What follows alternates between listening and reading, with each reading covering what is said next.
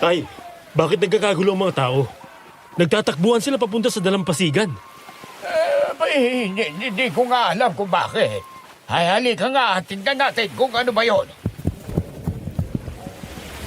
Tay, yung bangka ni Celso, tingnan nyo. Ha? Punong-puno ng iba't ibang uri ng isda. Umaapaw sa dami. Ha? Napakaswerte naman ni Celso. Oo nga. Sobrang dami lang isda. Pero bakit parang hindi natutuwa ang asawa niya? Ayun o. Iyak ng iyak. Romel, bakit umiiyak ang asawa ni Celso? Hindi pa siya natutuwa sa dami ng nahuli ng asawa niya? Pare, sobrang dami nga ng isdang nahuli ni Celso. Pero kapalit naman yon ang buhay niya. Anong ibig mong sabihin, Romel? Nawawala po si Celso. Maraming dugo ang nasa loob ng bangka na kasama ng maraming isda. Kaya tsak na may nangyaring hindi maganda sa kanya sa laot kagabi. Magandang araw po sa iyo, Sir Jupiter, at sa lahat ng ating mga listeners. Tawagin niyo na lang po ako sa pangalang Dante. Naninirahan dito sa Bicol. Hindi ko na lang tutukuyin ang mismong bayan namin, pero ang aming baryo ay malapit sa dagat at kabundukan. Kaya ang ikinabubuhay namin ay pangingisda at pagsasaka. Sa aking karanasan, nalaman ko na sadyang mahiwaga ang karagatan. Maraming lihim ang nakatago rito. Mga kababalaghang nagaganap lalo na pagsapit ng gabi. At ang mga malalaking alon ang piping saksi. Maraming buhay ang kinuha ng dagat pero isa ako sa pinalad na makaligtas. Kung paano akong nakaligtas at nabuhay ay yun ang aking ikikwento sa inyo ngayon.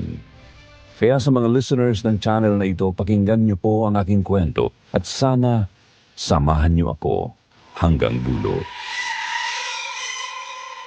Naku, huwag muna kayong mag-isip ng mga masasamang bagay. Hanggang hindi nakikita ang bangkay ni Celso, hindi pwedeng sabihin patay na siya. Pare, bangka na lang ni Celso ang dumaong. Wala na siya. Yun nga ang nakakapagtaka, pare. Paano makakadaong ang bangka at makakauwi dito sa atin kung walang nagmaneho?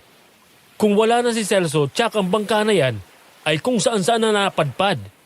Pero tingnan mo, hayan ang bangka, puno pa ng malalaking isda. May katwiran si Dante. Huwag muna kayong mag-isip ng masama. Hanggang hindi nga nakikita na patay na talaga si Celso. Mga kasama, tingnan ninyo yung bunganga ng malaking isda. Mayroong nakalawit na kamay ng tao. Nagulat kaming lahat nang sumigaw si Kapitan Cardo. Tiningnan namin ang malaking isda na sinasabi niya. Nang makita nga namin na mayroong nakalawit na kamay ng tao sa bunganga ng isang malaking isda, kaya nagtulong-tulong ang lahat ng mga taong naroon na ibaba sa bangka ang malaking isda. Nang ibuka namin ang bunganga niyon, natiyak namin na mayroon ngang tao na nilunok yun. Kaya biniyak na namin ang tiyan yun kung saan nalaman namin na isang bangkay ng lalaki ang naroon. Pero hindi yun si Celso. Ibang lalaki yun na hindi namin kakilala. Malamang ay kinain na ng isda ang lalaking ito. Bago pa man nahuli ni Celso. Nakakapagtaka talaga ang pangyayari nito. Nakarating dito ang bangka niya na puno ng isda pero wala naman siya. Ibig sabihin, Lolo Ponso, yung mga dugo sa bangka, hindi kay Celso, kung hindi sa lalaking yan na nagtamo ng maraming sugat dahil sa matatalim na ngipin ng isda?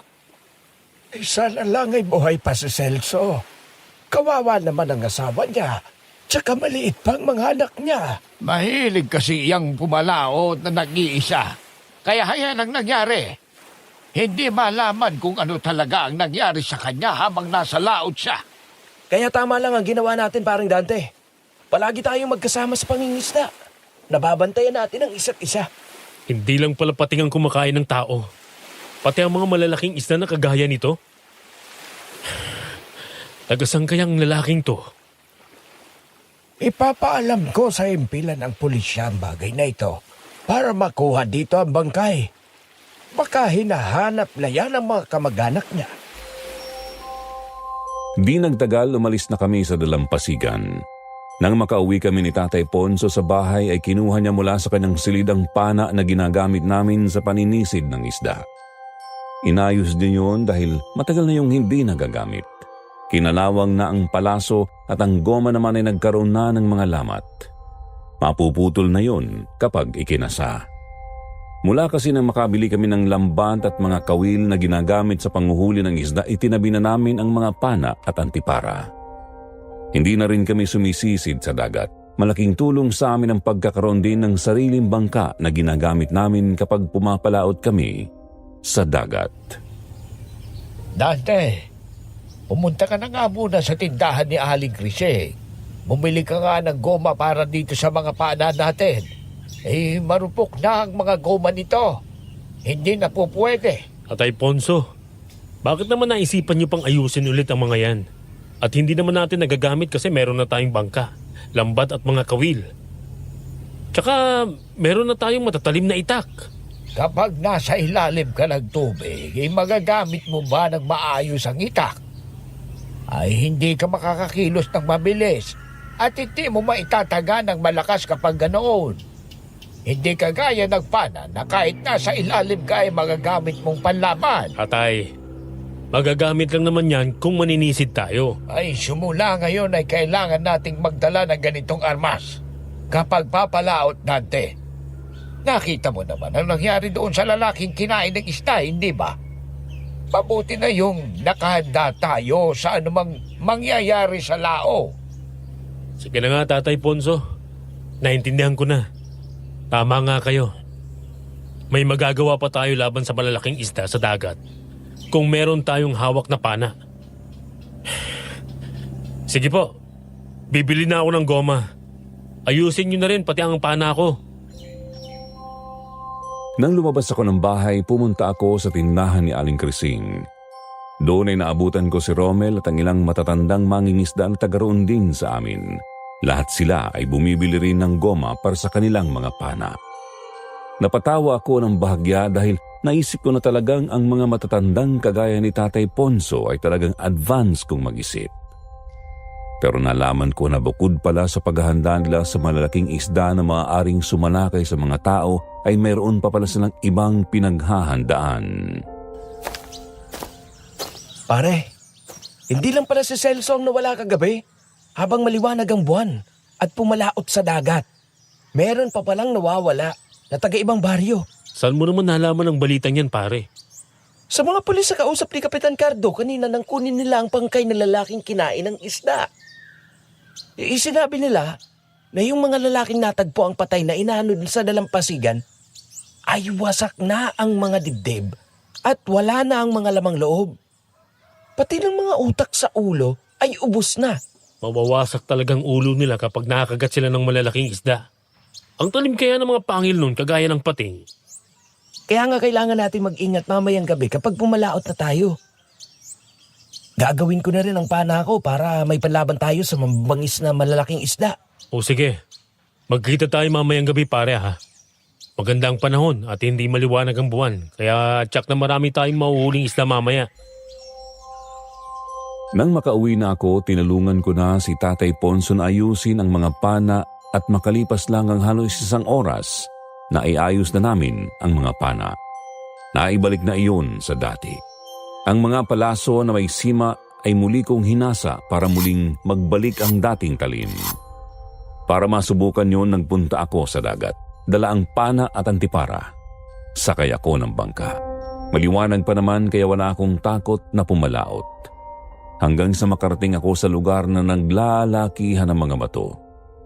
Alam ko na sa lugar na yon maraming malalaking isda kaya doon ako sumisid. Swerte naman na marami nga ang mga isdang naroon na parang nagpapahinga. Isa ang kaagad kong pinana. Nasa pulyon sa katawan kaya nang umahon ako sa bangka, tuwang-tuwa ako. Sa silong nitong langit ako'y may nais na makilala. Isang lalaking makisig, ang sarap niya sigurong magmahal. Puso ko'y nabighani sa kisig niyang taglay. Hindi lang pala ako nandito. Napakalambing naman ang boses na yun ng babae. Nasaan kaya siya? Kaya lagi akong sa kanya ay nakasubaybay.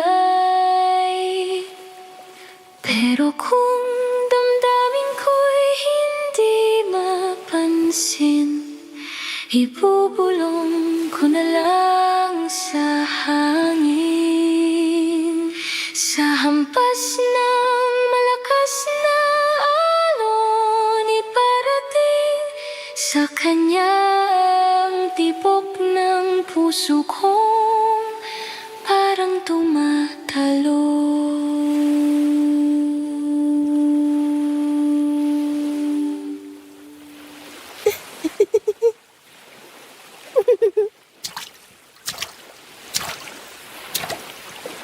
Miss, ang ganda pala ng boses mo. Parang nabibighani ako habang pinapakinggan ang pagkanta mo. Nagustuhan mo ba ang awit ko para sa'yo? Para sa akin ba yun? Oo naman. Maganda ang mensahe ng kanta mo. Kasing ganda mo. Anong pangalan mo, miss? Taga saan ka? Ako si... Dante! May tumatawag sa'yo. Dante! Sige, aalis na ako. Nasaan ka bang bata ka? Aalis na ako. Hanggang sa muli nating pagkikita. Sandali lang, miss. Umalis na ang babae. Sumisid siya at nakita ko na naglangoy na siya papalayo sa akin kaya nang makalapit sa akin si Tatay Ponso, wala na siya. Saglit ko lang nilingon si Tatay Ponso dahil papalapit na ang bangka niya sa akin. Nang lingunin kong muli ang magandang babae na kausap ko kanina, wala na siya. Hinanap ko siya sa paligid pero hindi ko na siya nakita kaya inisip ko na lang na baka nagpunta siya sa ibang lugar para doon manisid ng isda. Eh bakit ka pumapalaot na mag-isa? Kung merong pangyari sa iyo ay wala nang makakalap. Sinubukan ko lang tong palaso at pana, Tatay Ponso. Ayos na ulit siya. Ang lakas ng gomang inilagay natin. Tumago sa katawan nitong malaking isda ang palaso. Ikaw na bata ka. Kung ano ang maisipan mo ay ginagawa mo. Hindi mo ba naisip yung nangyari kay Celso? Nako, masyado kayo nag-aalala. Yun nga ang babae dito kanina eh. Mag-isa lang siya. Naninisid din ng isda. Hindi naman natatakot. Eh, sinong babae? Nasaan siya? Umalis na nang makitang paparating na kayo. Napakaganda niya, Tatay Ponso. Ha? Mahaba ang kanyang buhok na kulay ginto. Maamang mukha niya. At ang mga ngiti niya ay napakatamis. Nabighani nga ako sa boses niya eh. Huwag kang magpapadala sa magandang mukha at boses ng isang babaeng hindi mo naman kilala, Dante. Baka maninlang ka niya. Akala mo ay normal na tao, pero aswang pala. Hindi naman siguro aswang ang ganun kagandang babae, Tatay Ponso. Mabuti pa umuwi na tayo. Umalis na tayo sa lugar na ito. Halika na. Sumang-ayon naman ako kay Tatay Ponso. Pinaandar ko ang makina ng bangka at umalis na kami sa lugar na yon. Nang makauwi kami, niluto ko na ang nahuli kong isda at sabay kaming kumain. Nang sumapit ang gabi, pumalaot na kami ni Romel kasabay ng iba pang mga kababaryo namin. Kasama din namin sa bangka si Tatay Ponso. Madilim ang gabi dahil malamlam ang sikat ng buwan kaya umaasa ang lahat na maraming mahuhuling isda. Kapag ganoong panahon, ginagamit namin ang malalakas na ilaw na debaterya para gawing ilaw sa laot. Ang liwanag nyo nang itinatapat namin sa tubig kaya yun ang gusto ng mga isda. Lumalapit sila sa liwanag kaya naman nagkakaroon kami ng pagkakataong mahuli sila ng mga dala naming lambat. Diyan ba tayo ngayon, pare? Unang hagis pa lang ng lambat ay marami na agad tayong nahuli. Tama ka, pare. Tsak na makakaya natin punuin ang bangka ngayon kung puro ganyang karami ang huli natin tuwing maghahagis tayo ng lambat. Di ba, Tatay Ponso? Oo, kaya maaga din tayo makakauwi kapag napuno na ang ating bangka. Pare, narinig mo ba yung narinig ko? Alin doon? Yung hampas ng alon o yung malakas na ihip ng hangin? Hindi yun, pare. Yung malakas sa tawanan ng mga babae. Parang doon nagmumula sa gawing yon. Eh, bangka nila Norman yun eh. Oo nga, bangka nila yun. Pakinggan mo yung tawanan ng mga babae. Mga loko mga yun Ang paalam sa mga asawa ay mangingisda, pero ibang isda pa lang hinuhuli.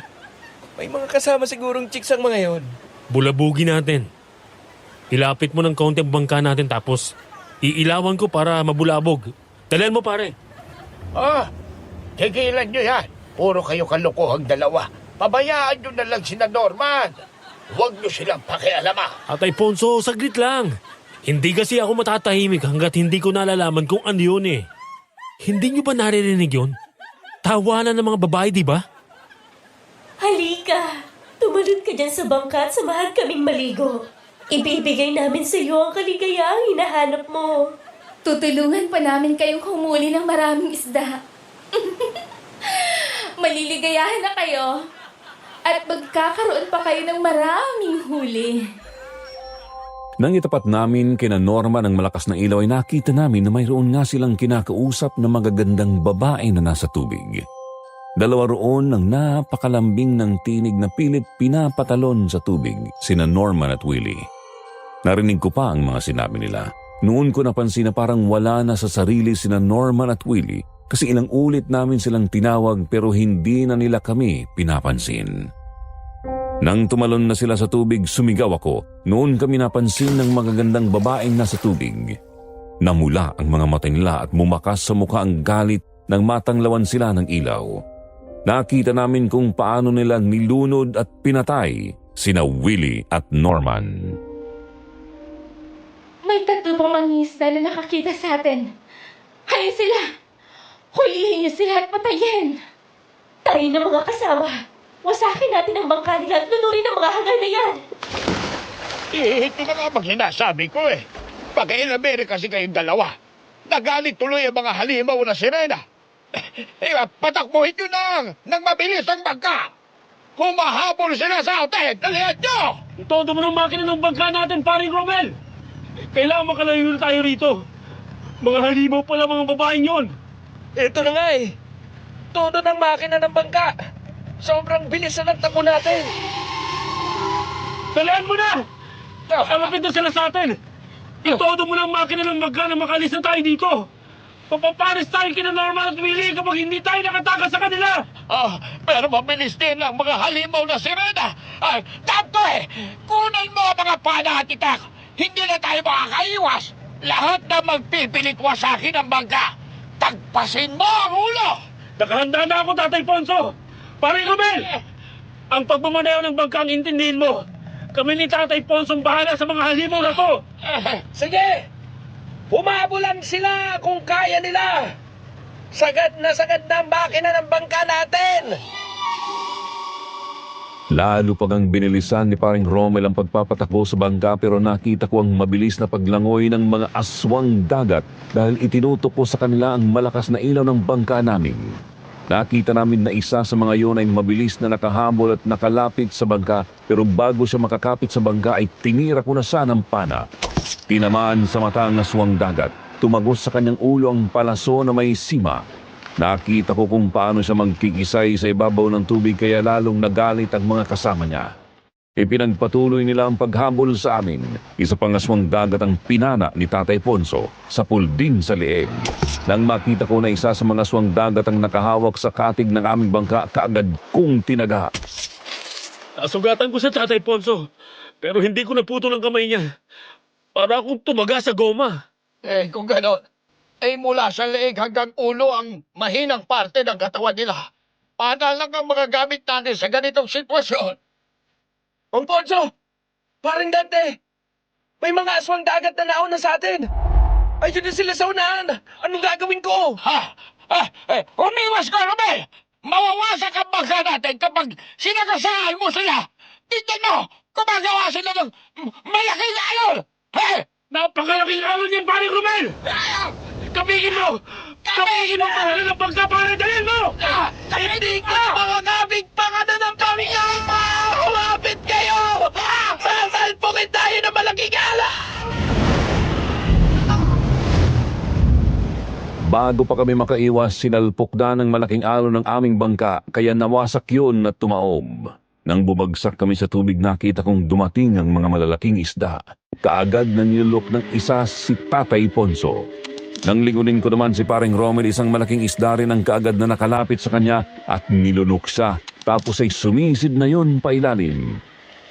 Binalot ng matinding takot ang aking buong pagkatao ng mga sandaling yun. Hindi ko na alam ang gagawin ko. Panay ang sigaw ko at pagtawag sa pangalan ni Tatay Ponso at paring Romel. Nang mapalingon ako sa kalayuan, narinig kong papalapit na sa akin ang mga aswang dagat, kaya nagmadali akong lumangoy palayo. Nasaan ang mga hangal na yun? Hanapin niyo sa paligid! Mga buwisit na malalaking isda na naman siguro ang nakipag-agawan sa atin. Mas gutom pa yata ang mga yan kesa sa atin. Mga buwisit na yun. Tayong nagpakahirap, sila ang makikinabang. Ayun yung isa. Naglalangoy pareho. Habulin niyo! Naku po, Diyos ko, tulungan niyo po ako. Huwag niyo pong itulot na maabutan ako ng mga aswang dagat na yun. Habang papalapit sa akin ang mga aswang dagat, ay lalo kong binilisan ng paglangoy hanggang sa maramdaman ko na mayroong humawak sa aking paa at hinatak ako sa ilalim ng tubig. Nakita ko na isang babaeng napakahaba ng buhok ang humawak sa aking paa. Yun ang babaeng nabighani ako sa boses. Naisip ko na kasama pala siya ng mga halimaw. Wala akong nagawa kasi malakas siya. Lumangoy siya ng mabilis habang hila-hila ako. Kahit anong pagpupumiglas ko ay hindi ako makawala sa kanya. Kapag kinakapos na ako ng paghinga, hihilahin niya ako sa ibabaw ng tubig kaya nakakabawi ako. Nakakahinga ako sa dali tapos hihilahin na naman niya ako pailalim ng tubig at lalangoy ng mabilis. Nang muli niya akong hatakin pa ibabaw ng tubig ay isang kahoy na palutang-lutang sa tubig ang aking nahawakan. Hinampas ko niyo ng kamay niya, kaya binitiwan niya ako. Ligtas ka na dito. Bitawan mo na yung kahoy. Hindi ako masama kagaya ng iniisip mo. Sinungaling. Dahil sa inyo kaya namatay si Norman. Nawasak ang bangka namin dahil sa malalaking alon na ginawa niyo. Kinain ng malalaking isda si Tatay Ponso at paring Romel. Nagkakamali ka. Hayaan mo ako magpaliwanag sa iyo. Huwag kang lalapit sa aking halimaw ka. Tulong! Sa Klolo! May aswang dagat dito! Tulungan niyo ako! Dante! Ikaw nga! Anong nangyari sa'yo? Tulungan niyo ako, Kapitan Gardo! May aswang dagat dito! Nasaan ang aswang dagat, Dante? Wala naman ah. Nandito lang siya kanina, Kapitan Gardo. Teka, nasaan ang aswang dagat na yun? Tulungan ninyo si Dante na makaakyat dito sa bangka, madali! Sumunod naman kay Kapitan Carlo ang mga kasamahan niya. Kaagad akong tinulungan na makaakyat sa kanilang bangka. Saka lang ako nakahinga ng maluwag. Nakaramdam na ligtas na ako dahil mas malaki ang bangka ni Kapitan Carlo at marami na ang tutulong sa akin sakaling magpakita ulit ang mga aswang dagat. Nang makabawi ako sa pagod, muli kong tinanaw ang malawak na dagat. Totoo bang sinabi mo? Nakakita ka ng Magindara? Aswang sa dagat ang nakita namin, Kapitan Gardo. Sila ang dahilan kaya nawasak ang bangka namin. Kinain ng malalaking isda sina Tatay Ponso at paring Romel. Ang mga aswang din na yun ang pumatay kina Norman. Magindara ang tawag sa mga aswang sa dagat na kagaya nila. Talagang mababangi sila at mga tuso. Napakasama ng mga aswang dagat na yun. Wala silang awa. Mga walang iya sila. Hahanapin ko sila kapag nakagawa ko ng maraming palaso. Pagbabayarin ko sila ng mahal. Dante, maswerte ka lang at dumating kami. Kung hindi ay baka katulad ka na rin nila Norman na namatay sa mga kamay nila. Bumalik na tayo sa dalampasigan. Delikado dito, lalo na nga at sumikat na ang buwan. Nanlulumo na lang akong naupo sa isang sulok ng bangka. Impit na umiyak habang nakakuyom ang mga kamao. Galit na galit ako sa mga magindarang aswang. Sinisisi ko rin ang aking sarili kasi wala akong nagawa para tulungan sina Tatay Ponso at paring Romel. Hanggang sa maramdaman ko na hinawakan ako sa balikat ni Kapitan Cardo. Nang iangat ko ang aking ulo ay nakita kong bumababa na sa bangka ang mga kasama ko sa bangka. Nasa dalampasigan na kami. Tayo na, Dante. Bumaba ka ng bangka. Umuwi ka na sa inyo at magpalit ka ng damit. Nakikiramay ako sa iyo. Nakakalungkot ang nangyari sa tatay mo. Salamat sa pagliligtas niyo sa akin, Kapitan Cardo. Dante, alam kong mabigat sa dibdib mo ang nangyari sa iyong tatay at kumpare. Magpakatatag ka. Hindi madaling tanggapin ang nangyari sa kanila. Pero wala na tayong magagawa dyan. Maliban na lamang kung mahuhuli ang malalaking isda na yon. Baka sakaling makuha pa sa tiyan nila ang mga bangkay nila. Sige po. Salamat. Halika na. Sasamahan na kitang umuwi sa inyo para makatiyak akong uuwi ka nga. Dito na lang muna ako sa dalampasigan, Kapitan Cardo. Wala ka nang magagawa pa, Dante. Tanggapin mo ng patay na ang tatay Ponso mo. Ipaalam mo na rin sa pamilya ni Romel ang nangyari sa kanya. Halika na, para makapagpahinga ka na. Hindi nga ako iniwanan ni Kapitan Cardo hanggang sa makauwi ako ng bahay. Nagpalit ako ng damit nang makapasok na ako sa aking kwarto. Nang makaalis na si Kapitan Cardo, saka ako nahiga sa papag na nasa aking kwarto, pero kahit ano ang gawin ko, hindi ako dalawin ng antok. Ang aking mga mata ay nakatitig sa bubungan ng aming bahay. At di nagtagal, muling tumulo ang luha sa aking mga mata. Sobrang sama ng loob ko. 1 taon pa lang kasi nang mamatay si inay, tapos ngayon ay iniwanan naman ako ni Tatay Ponso, kaya sobrang sama ng loob ko. Hanggang sa marinig ko na ang tilaok ng manok. Senyales na papaumaga na, pero hindi pa rin ako nakatulog. Ilang araw at ilang gabi akong nagkulong sa kwarto. Hanggang isang umaga muli akong nagpunta sa dalampasigan. Sukbit ko ang kalibre 38 ni Itay at mahabang itak. Tatay Ponso! Paring Romel! Naririnig niyo ba ako? Mag-uumaga na! Dumaog na kayo! Dante, ilang araw ka nang hindi lumalabas ng bahay Parang hindi ka yata natutulog. Sobrang itim na ng paligid ng iyong mga mata. At saka ang bilis ng pagbagsak ng katawan mo. Hindi ka ba kumakain? Wala akong ganang kumain, Kapitan Cardo. Hinihintay kong pagbabalik ni Itay at Paring Romel. Baka maya-maya lang, dumaong na sila. Ilang araw at ilang gabi nang nakakaraan mula nang salakayin kayo ng mga aswang sa dagat, Dante. Ikaw mismo ang nakakita sa itay mo at kay Romel nang lunukin sila ng malalaking isda. Kaya tiyak na patay na sila. Tulungan mo akong makaganti sa kanila, Kapitan Cardo. Iganti natin si Itay. At ang iba pang mga tao na nabiktima nila. Imposible ang iniisip mo. Napakalawak ng karagatan. Saan mo hahanapin ang malalaking isda na yon? Swertehan na lang kung mahuli sila. Hindi uobra sa kanila ang maliliit nating lambat. Mawawasak lamang ang mga yon. Tama ka nga. Mahirap hanapin ang malalaking isda na yon. Pero ang mga magintara, madali lang silang makikita dahil sila mismong lumalapit sa mga tao. Pagpapakamatay ang iniisip mo, Dante. Napakadelikado dahil nasa tubig ang mga magindarang aswang. Wala kang magiging laban sa kanila. Kakaiba silang salot. Kung dito sa lupa, pwede pa tayong makatabla. Sa tubig, dihadong-dihado tayo. Kaya wag mo nang ituloy ang binabalak mo. Sige, Kapitan Cardo. Maraming salamat na lang kung hindi mo ako matutulungan. Salamat din sa iyong paalala.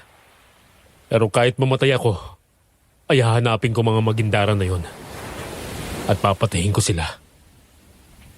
Kailangan ko lang makahanap ng taong magtuturo sa akin kung paano sila lalabanan. Sa palagay ko, ay hindi ko na mababago pang isipan mo. Sige, kung gusto mong makipagsapalaran, ay tutulungan kita. Puntahan mo sige mo sa kabilang baryo. Baka matulungan ka niya sa mga gusto mong gawin. Narinig ko ang mga huling sinabi ni Kapitan Carlo.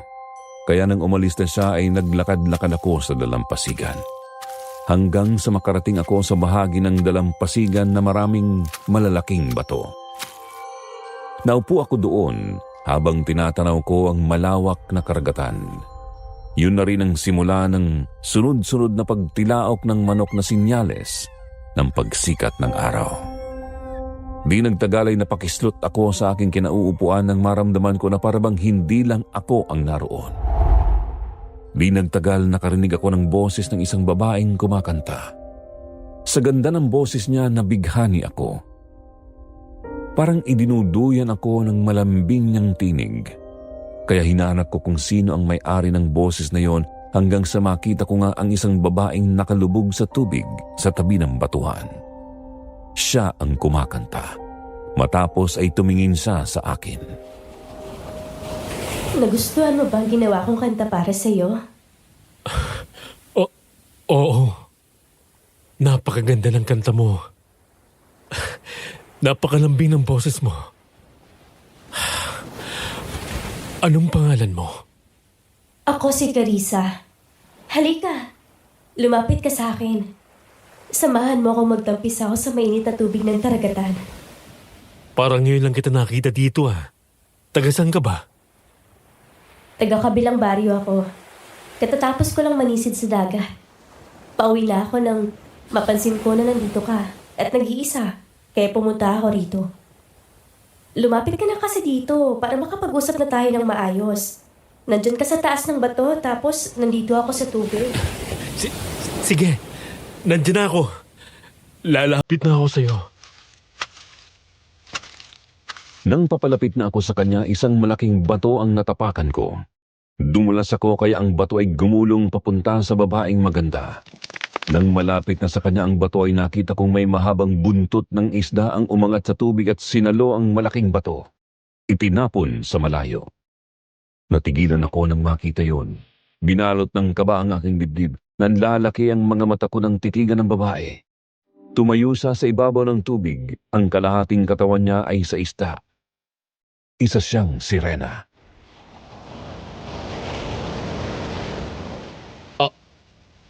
Isa kang sirena?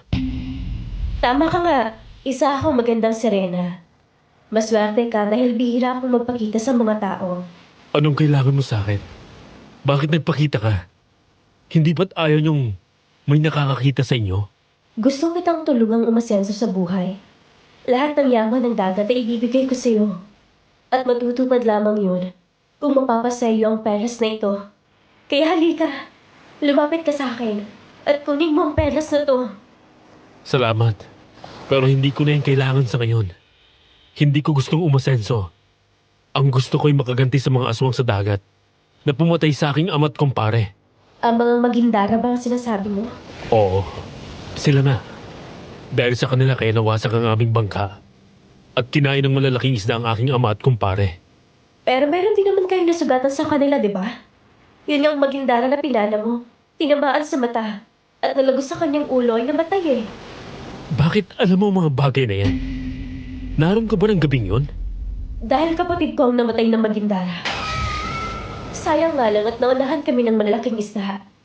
Sana'y kami nakakain sa mga kasamahan mo. At kaya ako nandito ay para tapusin ka. Kung ganon, isa ka pala sa mga magindarang aswang na sumalakay sa amin. Mabuti naman at ikaw ang lumapit dito sa Pampang. Hindi na ako mahihirapang hanapin ka. Pareho pala tayo ng iniisip. Gusto ko rin gumanti sa'yo. Kaya mamamatay ka ngayon. Sabi ko na nga ba eh. Peke ang gaganda ang taglay mo. Isa ka palang aswang dagat. Nagulat si Carissa nang bigla ay bumunta ko ng baril at pinaputukan ko siya. Tinamaan siya sa balikat at tiyan kaya bigla siyang tumalon sa tubig. Nakita kong namula ang tubig. Ibig sabihin ay nasugatan siya. Kaya naman pinaputukan ko pa ang tubig kung saan siya lumubog. Hindi ko na siya nakita kaya lumapit ako sa batuhan kung saan siya nakapwesto kanina.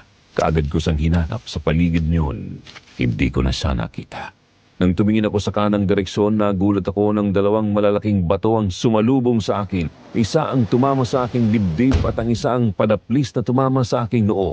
Nabuwal ako at nakaramdam ng pagkahilo. Noon ko maling nakita ang magindara na si Carissa. Umahon siya sa tubig. Kahit wala siyang mga paa ay nakakaya niyang tumayo gamit ang buntot. Bumagsak siya sa ibabaw ng katawan ko kaya nagpambuno kami. Nasugatan mo ako! Hindi kita mapapatawad! Tatapusin na kita ngayon! Kakainin ko ang puso at utak mo! Hindi ko basta ibibigay ang buhay ko sa'yo! Kung sa tubig magagawa mong gusto mo, dito sa lupa, ikaw naman ang dihado! Yeah! Matapang ka rin pala ha! Ganyan nga! Pahirapan mo ako para ganahan naman akong kainin ang puso mo kapag napatay na kita! Humaba ang mga kuko ni Carissa. Nagbago ang maganda niyang mukha. Napalitan ng nakakatakot na mukha ng isang mabangis na aswang. Ilang ulit niyang tinangka na kagatin ako sa lieg pero hindi niya magawa dahil napigilan ko siya. Nagpagulong-gulong kami habang nagpapambuno. Pakiramdam ko ay mauubusan na ako ng lakas habang pinipigilan ng mga matatalim niyang mga kuko sa kamay na huwag tumama sa aking katawan. Kahit anong gawin ko ay hindi ko na siya masipa palayo sa akin, kaya sa inis ko ay kinagat ko ang tenga niya.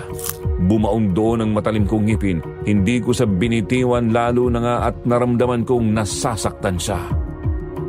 Walang hiya ka! Bitiwan mo ang tenga ko! Ay, buisit ka! Huwag mong kagatin ang tenga ko! Puputulin ko ang tenga mo para pagsisihan mong sinalakay mo ako! Hiya ka talaga! Papatayin kita! No! Hindi naman pala totoong sinabi nila na makunat ang balat ng magindara. Heto nga! At napingas ang tenga ng kagating ko. Ang sakit ng makagat, di ba? Ganyan ang nararamdaman ng mga taong nabiktima nyo! Walang hiya ka talaga! Mas masahol ka pa sa mga aswang! Pinutol mong tenga ko! Ngayong wala ka ng armas, papatayin kita! Sa palagay ko'y nauubusan ka na ng oras. Dumarating na mga tao na nakarinig ng putok ng baril. Kaya ikaw ang mamamatay ngayon. Tatagpasin kong leeg mo nitong itak ko! Bago sila dumating, mamamatay ka na! Wawasakin kong leg mo! Humanda ka! Nang muling sumugod si Carissa, muli niya akong dinamba pero nakailag ako. Naiwasan ko rin ang matatalim niyang mga kuko nang kalmutin niya ako. Nang magkaroon ako ng pagkakataon, tinaga ko siya ng ilang ulit sa tiyan pero hindi gaanong bumao ng talim ng aking itak. Napaatras ako at nagtaka. Buong lakas ang ginawa kong pagtaga sa kanya pero parang hindi siya tinablan. Kaya muli akong sumugod. Tinaga ko siya pero sinalulang niya ang kamay ko na may hawak na itak. Tapos ay buong lakas niya akong binuhat. Habang iniikot-ikot niya ako sa ere ay iniinsulto ako. Nagulat ka ba? Sa akala mo ba'y tatalaban ako ng itak mo? Yun ngang bala ng baril mo ay kaunti lang naging sugat ko. Itak pa kaya? Ha? Tiwan mo akong halimaw ka! Kapag nakawala ako, papatayin kita! Kaya nga lulumpuhin muna kita bago kita patayin. Mas malupit na kamatayin ang bagay sa'yo kasi kinagat mo ang tenga ko. Mga kasama, hayon si Dante! Kalaban ng magindarang aswang! Tulungan natin siya! Dumating ng mga pakialamero. Magsama-sama kayong lahat! Huwag! Huwag mong gawin yan! Huwag mong gawin yan! Halimaw ka! Buong lakas akong inihagis na magindarang aswang kina Kapitan Cardo nang malapit na ang mga yon. Napilitan naman sina Kapitan Cardo na saluhin ako. Lahat kami ay natumba. Yun naman ang pagkakataon na sinamantala ng magindarang aswang. Tumalon siya sa tubig at kaagad na tumakas. Ang mga kasamahan naman ni Kapitan Cardo kaagad na pinakawalan sa tubig ang mga palaso ng kanilang pana para magbaka sakaling mahabol pa ang magindarang aswang. Pero baliwala na yon kasi nakatakas na siya ng tuluyan.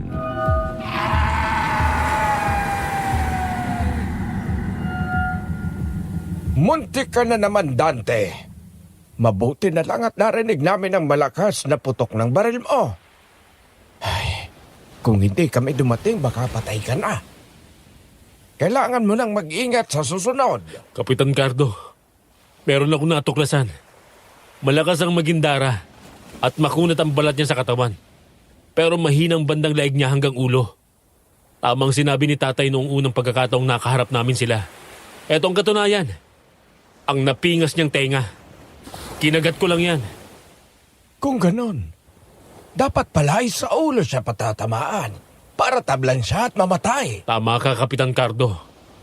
Kasi sa sobrang kunat ang balat niya kahit ang bala ng baril, hindi gaanong tumalab sa kanya. Mababaw lang ang naging sugat niya. At sa maikling oras, nagagawa niyang pagalingin yon. Kailangan na talaga nating lumapit kay Gimo. Alam ko marami siyang alam tungkol sa mga aswang. Humingi tayo ng tulong sa kanya. Sasamahan niyo ba ako sa kanya? Oo, sasamahan kita. Kasi hindi ka rin naman titigilan ng mga magindar na yon. Mas mabuti na yung alam mo kung paano sila lalabanan.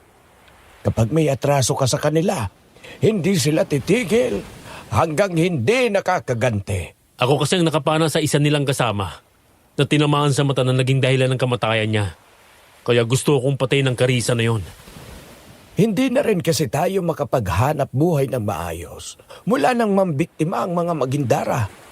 Lahat ay natatakot ng pumalaot. Magugutom ang ating mga pamilya kapag nagpatuloy ang ganitong sitwasyon. Kaya dapat ay mapatay ang mga magindara na yon.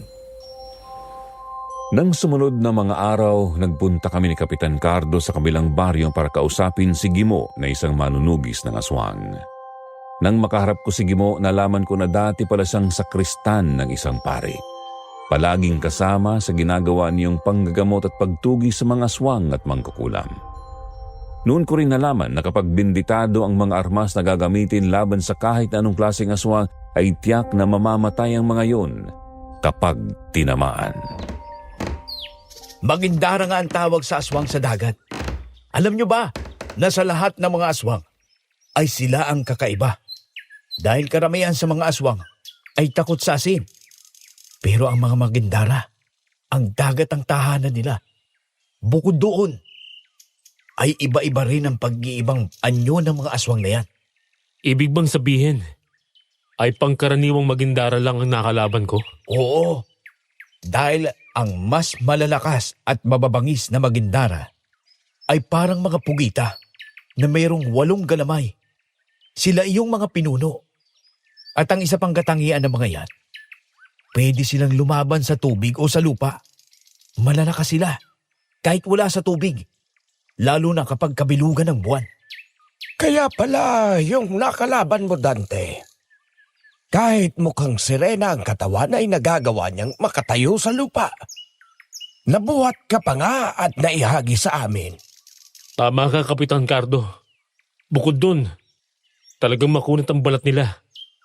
Nung natamaan ko siya ng baril, akala ko patay na siya. Hindi pala siya gaanong nasugatan. Dante, kahit anong kunat ng balat ng isang aswang, kung benditado ang armas na gamit mo, tiyak na mamamatay yun. Gimo, tulungan mo ako. Alam ko na hindi na ako titigilan ng mga magindaran na yon. Gusto kong magkaroon ng mga binditadong armas. Sige, tutulungan kita. Ano bang madalas mo ginagamit sa laot? Panatitak. Kaya lang wala na akong palaso ngayon. Gumawa ka ng maraming palaso. Tapos sasamahan kita kay Padre Anacleto para mabasbasan ang mga yun. Para magamit mo panlaban sa magandara.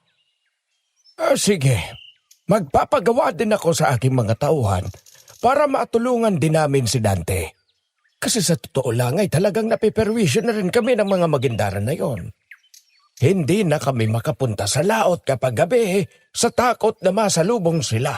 Sige po, Kapitan Cardo. Gawin niyo ang mga sinabi ko sa lalong madaling panahon. Sumang-ayon naman kami sa sinabi ni Gimo kaya nang makabalik na kami ni Kapitan Cardo sa aming baryo ay nagsimula kaming gumawa ng maraming palaso sa pandayan ng isa naming kababaryo. Nilagyan ko ng sima ang magkabilang talim ng palaso para kapag tinamaan ng aswang hindi niya basta yun mabubunot. Bukod sa palaso ay gumawa din ako ng mahabang itak pero tiniyak ko na hindi yun masyadong mabigat para magamit ko ng maayos. Nang bumalik kami kay Gimo kasama na namin ni Kapitan Cardo ang mga kababaryo namin na pangingisda din ng ikinabubuhay. Dala rin nila ang mga armas na ginawa nila para mapabasbasan sa pari na kakilala ni Gimo.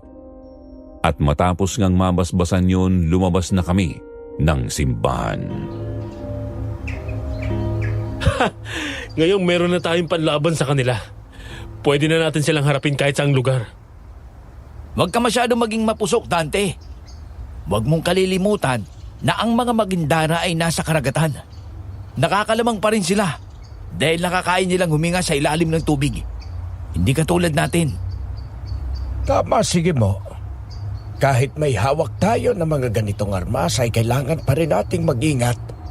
Nasa tubig ang ating mga kalaban, kaya kailangan pa rin nating maging mautak. Alam ko yung Kapitan Cardo, pero hindi rin naman nila tayo masasaktan kung hindi nila tayo lalapitan. Kaya mapipilitan din silang lumutang sa tubig. At yun ang pagkakataong hihintayin ko para makaganti sa kanila. Sasama na nga lang ako sa'yo. Parang nagugustuhan ko na ng mga sinasabi nitong si Dante. Ngayon lang kasi ako nakakilala ng taong kasing tapang nito na kahit na alam niyang malalakas at mababangis ang mga kalaban, parang hindi natatakot. Kaya nga nagbago ang isip ko dahil din sa kanya. Dati pa na yung paalala ko na wag itaya ang buhay. Pero naisip ko na tama siya. Magugut ang mga ating pamilya kapag hindi napigilan ng mga Magindara na yon. Mabuti naman at handa kayong sumama sa akin. Doon ka na tumira sa bahay ko, Gimo. Ulila na ako kaya mag-isa na lang akong namumuhay. O sige, habang nandun ako sa banyo ninyo, ay doon ako makikitir sa inyo. Asamahan kita kahit saan tayo makarating. Gusto ko rin kasing makaharap ang mga Magindara na yon. Baka isa sa kanila ang pumatay sa akin pinsan Kung ganun, meron din palang malaking atraso sa iyong mga salot na yon. Oo. Pinsan ko yung isang natagpo ang patay sa baybayin. Nawasak ang lalamunan at dibdib. Akala ko aswang sa lupa ang may gawa. Aswang dagat pala. Kaya nagdesisyon akong sumama sa'yo. Nang bumalik nga kami sa aming baryo kasama na namin si Gimo, dala na rin niya ang mga benditadong armas niya na ginagamit na panlaban sa mga aswang. May dala rin siyang ilang piraso na damit. Nang sumapit ang sumunod na gabi, pumalaot na nga kami gamit ang malalaking bangka. Naglagay din kami ng malalakas na ilaw na de baterya. Dinala na rin namin ang mga benditadong armas bukod sa mga lambat at iba pang kagamitan na ginagamit namin sa pangingisda. Nang gabing yun ay naging maayos naman ang lahat. Nakapanghuli kami ng isda nang walang problema. Ang dami nating nalambat na isda, Kapitan Cardo Isang latag pa lang ng lambat. Ganito na karaming nahuli natin. Oo nga, ang daming isda. Mukhang hindi magpapakita ang mga Magindara ngayon Baka nakikita nila na marami tayo. Siyempre mag-aalangan din ang mga yun. O baka naman sa ibang lugar sila naghanap ng mabibiktima. Basta palagi lang tayong maganda. Ang mga kampo ng kadiliman ay mga tuso.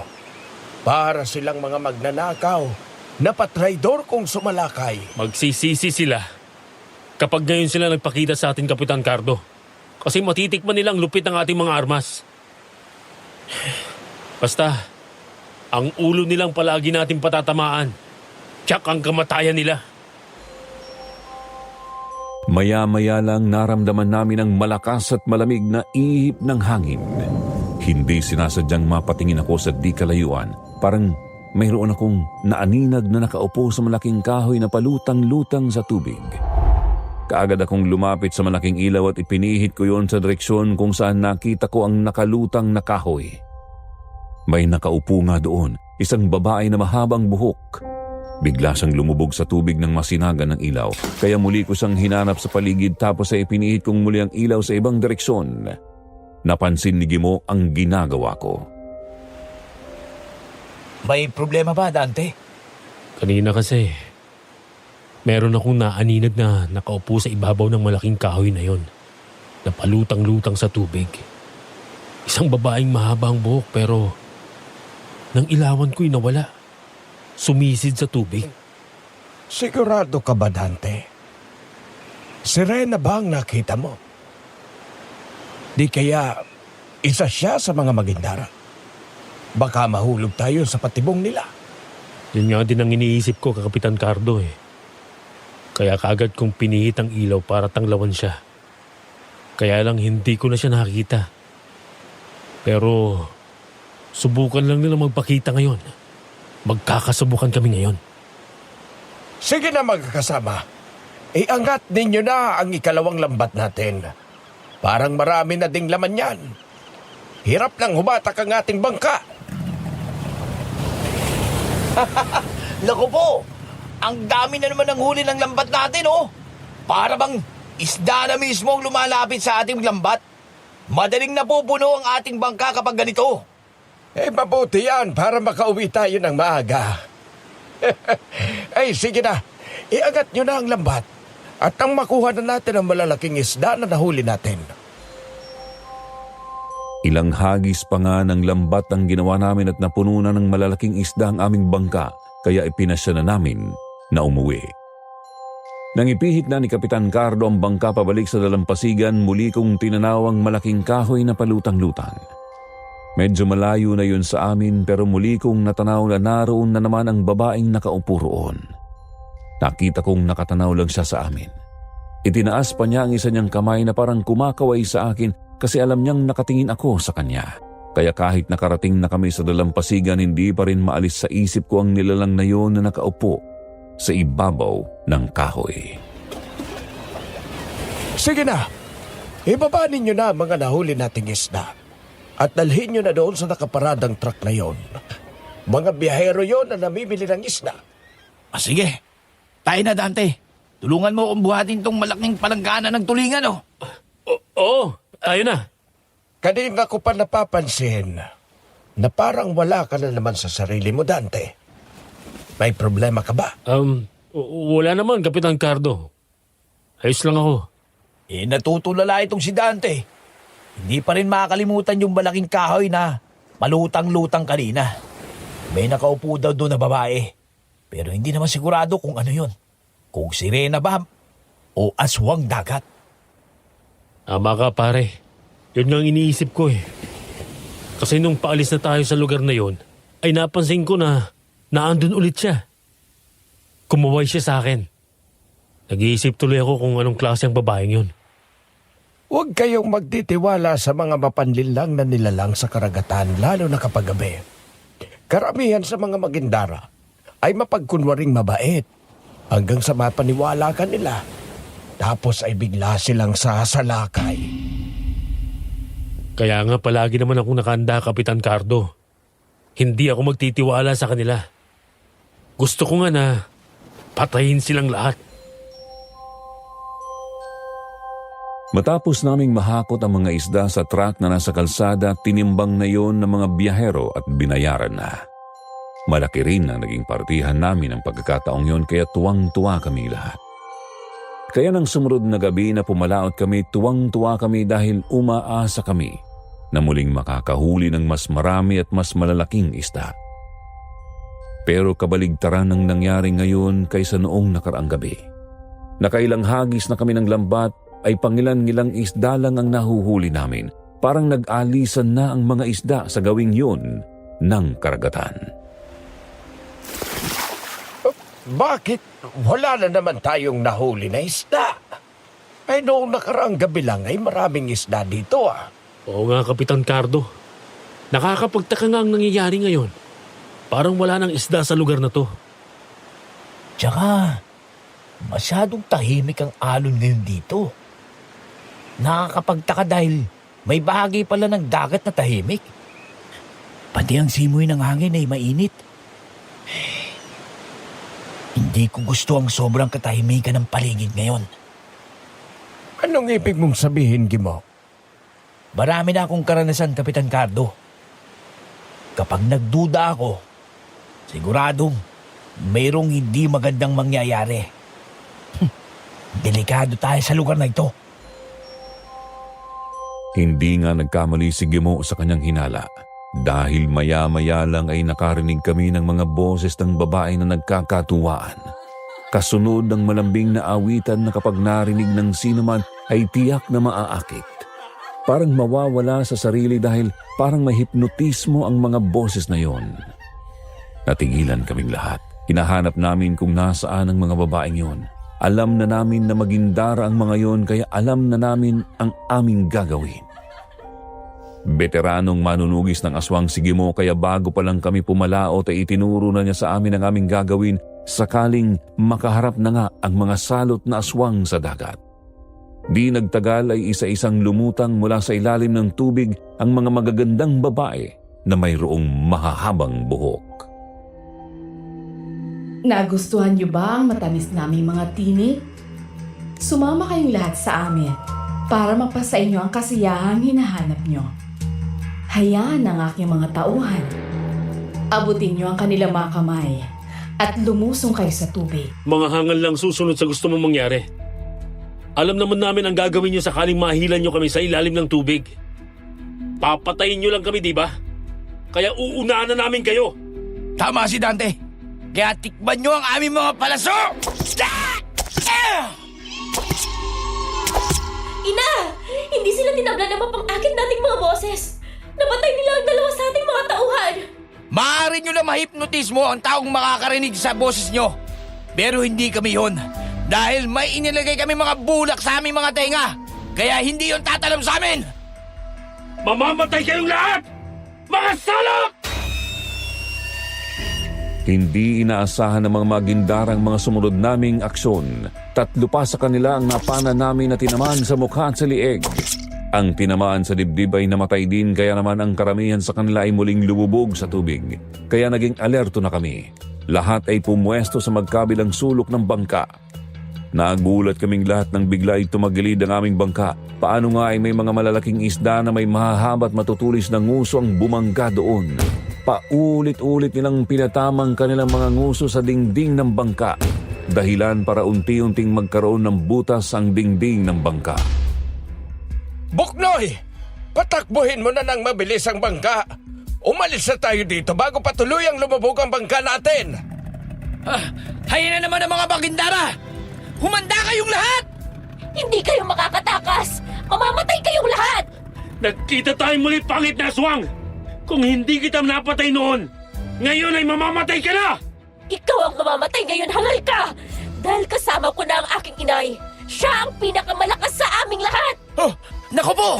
Napakalaki naman ang magindarang aswang na yan! Bugita ang kalahating katawan niya! Kayo pa lang ang unang nakakita sa aking anyo! Kaya malas nyo! Dahil hindi ko kayo patatawarin! Sa inyo lang kami nahirapan ng ganito! Kaya sobra na ang galit ko sa inyo! Panayin natin ang halimaw na pugita na yan! Sa ulo ninyo asintahin mga kasama! Sabay-sabay nga naming pinana ang magindarang aswang na may katawan ng pugita. Pero mabilis na kumilos ang mga galamay niyon. Kaagad na pinuluputan ang mga patay na magindara. Itinaas ang mga iyon para ipangharang sa mga palaso namin.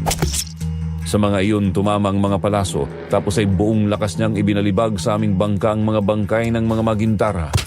Nayanig ang aming bangka nang bumagsak sa amin ng 3 patay na magindara. Sinabayan pa ng pagbangga ng malalaking isda kaya habang tumatakbo ang bangka ay gumiray-giray yun. Hanggang sa salubungin kami ng malaking alon na kagagawan din ng magindara na mayroong katawan ng pugita. Kumapit kayong lahat! Nawasak na ang unahan ng ating bangka! Tataob tayo! Kapitan Cardo, dumapa ka! May magindara sa likuran mo! Nakaakyat na sa bangka natin! Tirahin mo na, Dante! Iligtas mo si Kapitan Carlo! Mamamatay ka, Alimaw! Maraming salamat, Dante. Talagang asintado ka. Sa mata mo na sa polang magindara, kaya nahulog siya sa tubig. Hindi pa tayo ligtas, Kapitan Cardo! Tataob ang bangka natin! Nawasak na ng malaking alon! Huwag niyong bitiwan ang mga armas ninyo! Nasa tubig ang ating mga kaaway! Ito na yata ang ating katapusan! Diyos ko! Tulungan mo po kami! Tuluyan na ngang tumaob ang aming bangka. Nawasak yun at nahati sa 2. Nang mahulog kami sa tubig ay kaagad kong nakita ang isang magindara na papalapit sa akin kaya pinana ko siya. Tinamaan yun sa dibdib. Nang lumingon ako sa likuran, nakita ko naman ang 2 malalaking isda. Ang may matulis na nguso ay sumugod papalapit sa akin pero pinigilan sila ng isa pang grupo ng malalaking isda na mayroon namang mapupulang nguso na matutulis din. Sila ang naglaban. Nang manaig ang lakas ng malaking isda na mayroong pulang nguso ay binalingan niya ako. Kasalukuyan ko namang nilalagyan ng palaso ang aking pana. Bago pa ako makapaglagay, binangga na ako ng malaking isda kaya tumalsik ako sa ibabaw ng tubig. Nakasampa ako ulit sa wasak na bangka namin. Dante! Tumakas ka na! Bitiwan mo ako! Dino! Bulancardo! Anak ng lintik! Naunahan na naman tayo ng masisibang isda na yon. Nalunok na nila ang mga lalaking yon. Tayo ang nagpakahirap. Pero sila ang nakinabang. Sila ang nabusog! Meron pa namang isa ina. Ang lalaking ito. Malaki ang atraso niya sa atin. Siya ang pumatay sa kapatid kong si Berna. Sige, sa atin ang isang to. Gutom na ako! Humanda ka, lalaki! Gugutay-gutayin ko ang laman mo! Nang umangat ang mga galamay ng magindarang may katawan ng pugita ay hinugot ko ang mahabang itak sa bayna na nakalagay sa aking bewang. Nang makalapit sa akin ang unang galamay, tinaga ko yun. Nagulat pa ang aswang nang maputol ang kanyang galamay. Noon ko naisip na talagang mabisang panglaban sa kanila ang mga benditadong bagay. Dahil doon ay nakaramdang ng panganib ang mga aswang, napatras sila kahit galit na galit ay naghanap pa ng magandang pagkakataon para salakayin ako. Walang hiya ka! Pinutol mo ang galamay ko! Lalo mo lang akong ginalit! Dudurugin kita! Sige! Lumapit kayo para matikman niyo ang talim ng hita ko! Sige, lapit! Gusto niyo akong kainin? Maghirap muna kayo! Mamamatay akong lumalaban! Mga kasama, paligiran natin ang hangal na to. Nagugutom na kayo, hindi ba? Pwes, pagpiyastahan natin ang katawan niya! Mag-ingat kayong lahat. Mukhang hindi pangkaraniwan ang hawak niyang itak. Hindi ko na mapahaba ang naputol kong galamay. Parang may sumpa ang itak niya. Tama ka!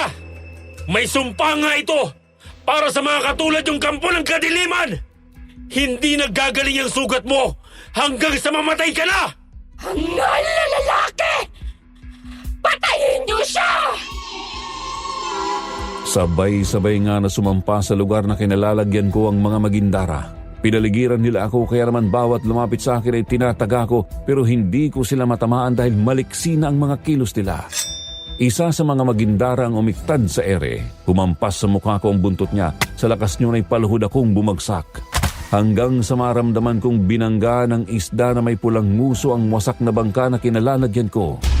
Muli akong nahulog sa tubig at bago pa ako makakilos ay sinakmal na ako ng isda at inilangoy papalayo sa lugar na yon. Nawalan na ako ng malay.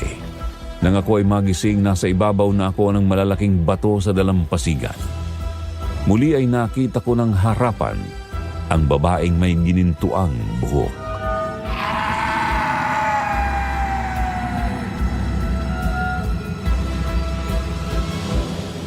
Gising ka na pala, Dante. Ikaw na naman? Saan ako naroon?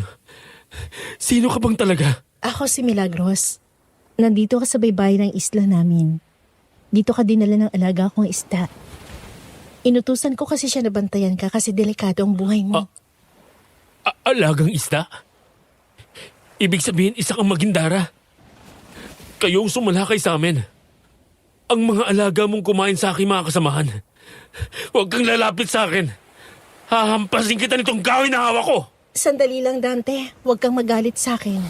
Bitiwan mong kahoy na yan. Hindi ako kasing sama ng iniisip mo. Masama kayong nilalang. Layuan mo ako. Hindi mo ako maluloko. Oo. Normal kang tao ngayon kasi maliwalag ng paligid. Tirik ng araw. Pero pagdating ng gabi, yung mga paa mo, kung hindi magiging buntot ang isda, tiyak na magiging pugita. Makinig ka muna sa akin, Dante. Marami ka pang hindi alam kaya dapat mo muna akong bigyan ng pagkakataong magpaliwanag. Ang mga kagaya nyo, hindi na binibigyan ng pagkakataong magpaliwanag. Papatayin kita habang hindi ka pa nagbabago ng anyo. Naging agresibo ako. Kagad akong lumapit kay Milagros at pinalo siya ng kahoy sa mukha. Bumagsak siya at nawalan ng malay. Pero may isa pang babaeng dumating. Napakabilis niyang nakalapit sa akin. Naagaw niya sa akin ang kahoy at sa kanya ako sinuntok sa panga. Sa lakas ng pagtama ng kamao niya sa panga ko, nawalan ako ng malay. Nang magising ako, nasa loob na ako ng isang kubo. Marahan akong bumangon. Hinawakan ko ang aking panga. Ramdam ko pa rin ang sakit ng suntok ng babaeng yon. Kaagad akong bumangon at lumabas ng kubo. Nagulat ako nang makitang maraming tao sa labas ng kubo ko. Ang mga hindi ko inaasahang makita ay naroon silang lahat. Itay! Paring Romel! Nandito rin kayo? Nasa kabilang buhay na ba ako? Patay na rin ba ako kagaya nyo? Hindi ka papatay, Dante. Buhay na buhay ka. Kung ganun, isa lang tong panaginip. Tama po ba ako? Hindi ka nananaginip, Dante. Buhay ka. Buhay ako. At si Romel. Tama si Mang Ponso. Buhay pa tayo, paring Dante. Yun ay dahil sa mga mabubuting magindara na pinamumunuan ni Milagros. Naguguluhan ako. Anong ibig niyong sabihin? Hindi ba kinain kayo ng malalaking isda? Teka, kagaya rin ang nangyari sa akin. Malaking isda rin ang tumangay sa akin para ilayo ko sa mga magindara. Ang mga magindarang sumasalakay sa tao ay masasama. Sila iyong mga isinumpa dahil sa paggawa ng kasamaan. Ang mga narito naman ay mabubuting magindara. Alaga nila ang malalaking isda na yon na nagligtas sa atin. Ang mga isdang may matulis na nguso ay masama din. Yung may mapupulang nguso ay mabubuting isda. Alaga ng mga magindara narito. Kung ganun, sila Kapitan Cardo at Gimo, nandito rin ba sila Tatay Ponso? Oo. Nandoon sa kubo na yun, oh. Wala rin silang malay kasi nasugatan sila dahil ang mga isdang nagligtas sa kanila ay madugong nakipaglaban sa masasamang isda. Pero ligtas na sila ngayon. Hindi pa rin ako makapaniwala sa mga nagaganap sa akin sa pagkakataong ito kaya ilang ulit kong sinampal ang aking sarili. Nang maramdaman ko ang sakit sa aking mukha, natiyak kong hindi nga ako nananaginip. Kaya niyakap ko na lang si Tatay Ponso. Muli tumulo ang luha ko dahil sa matinding kasiyahan. Tapos ay pinuntahan ko ang kubo kung saan naroon sina Kapitan Cardo at Gimo. Nakita kong wala pa rin silang malay. May mga sugat sila sa ulo pero ampat na ang pagdurugo ng mga yon dahil sa mga dilikdik na halamang dagat na itinapal doon. Nang lumabas ako ng kubo, saka ko lang naalala si Milagros. Malaki ang kasalanang nagawa ko sa kanya. Tatay Ponso, si Milagros po ba ay isang kubo na katira? Gusto kong humingi ng pasensya sa kanya. Malaking pagkakamaling ginawa ko. Sa magandang kubo na yon siya nakatira.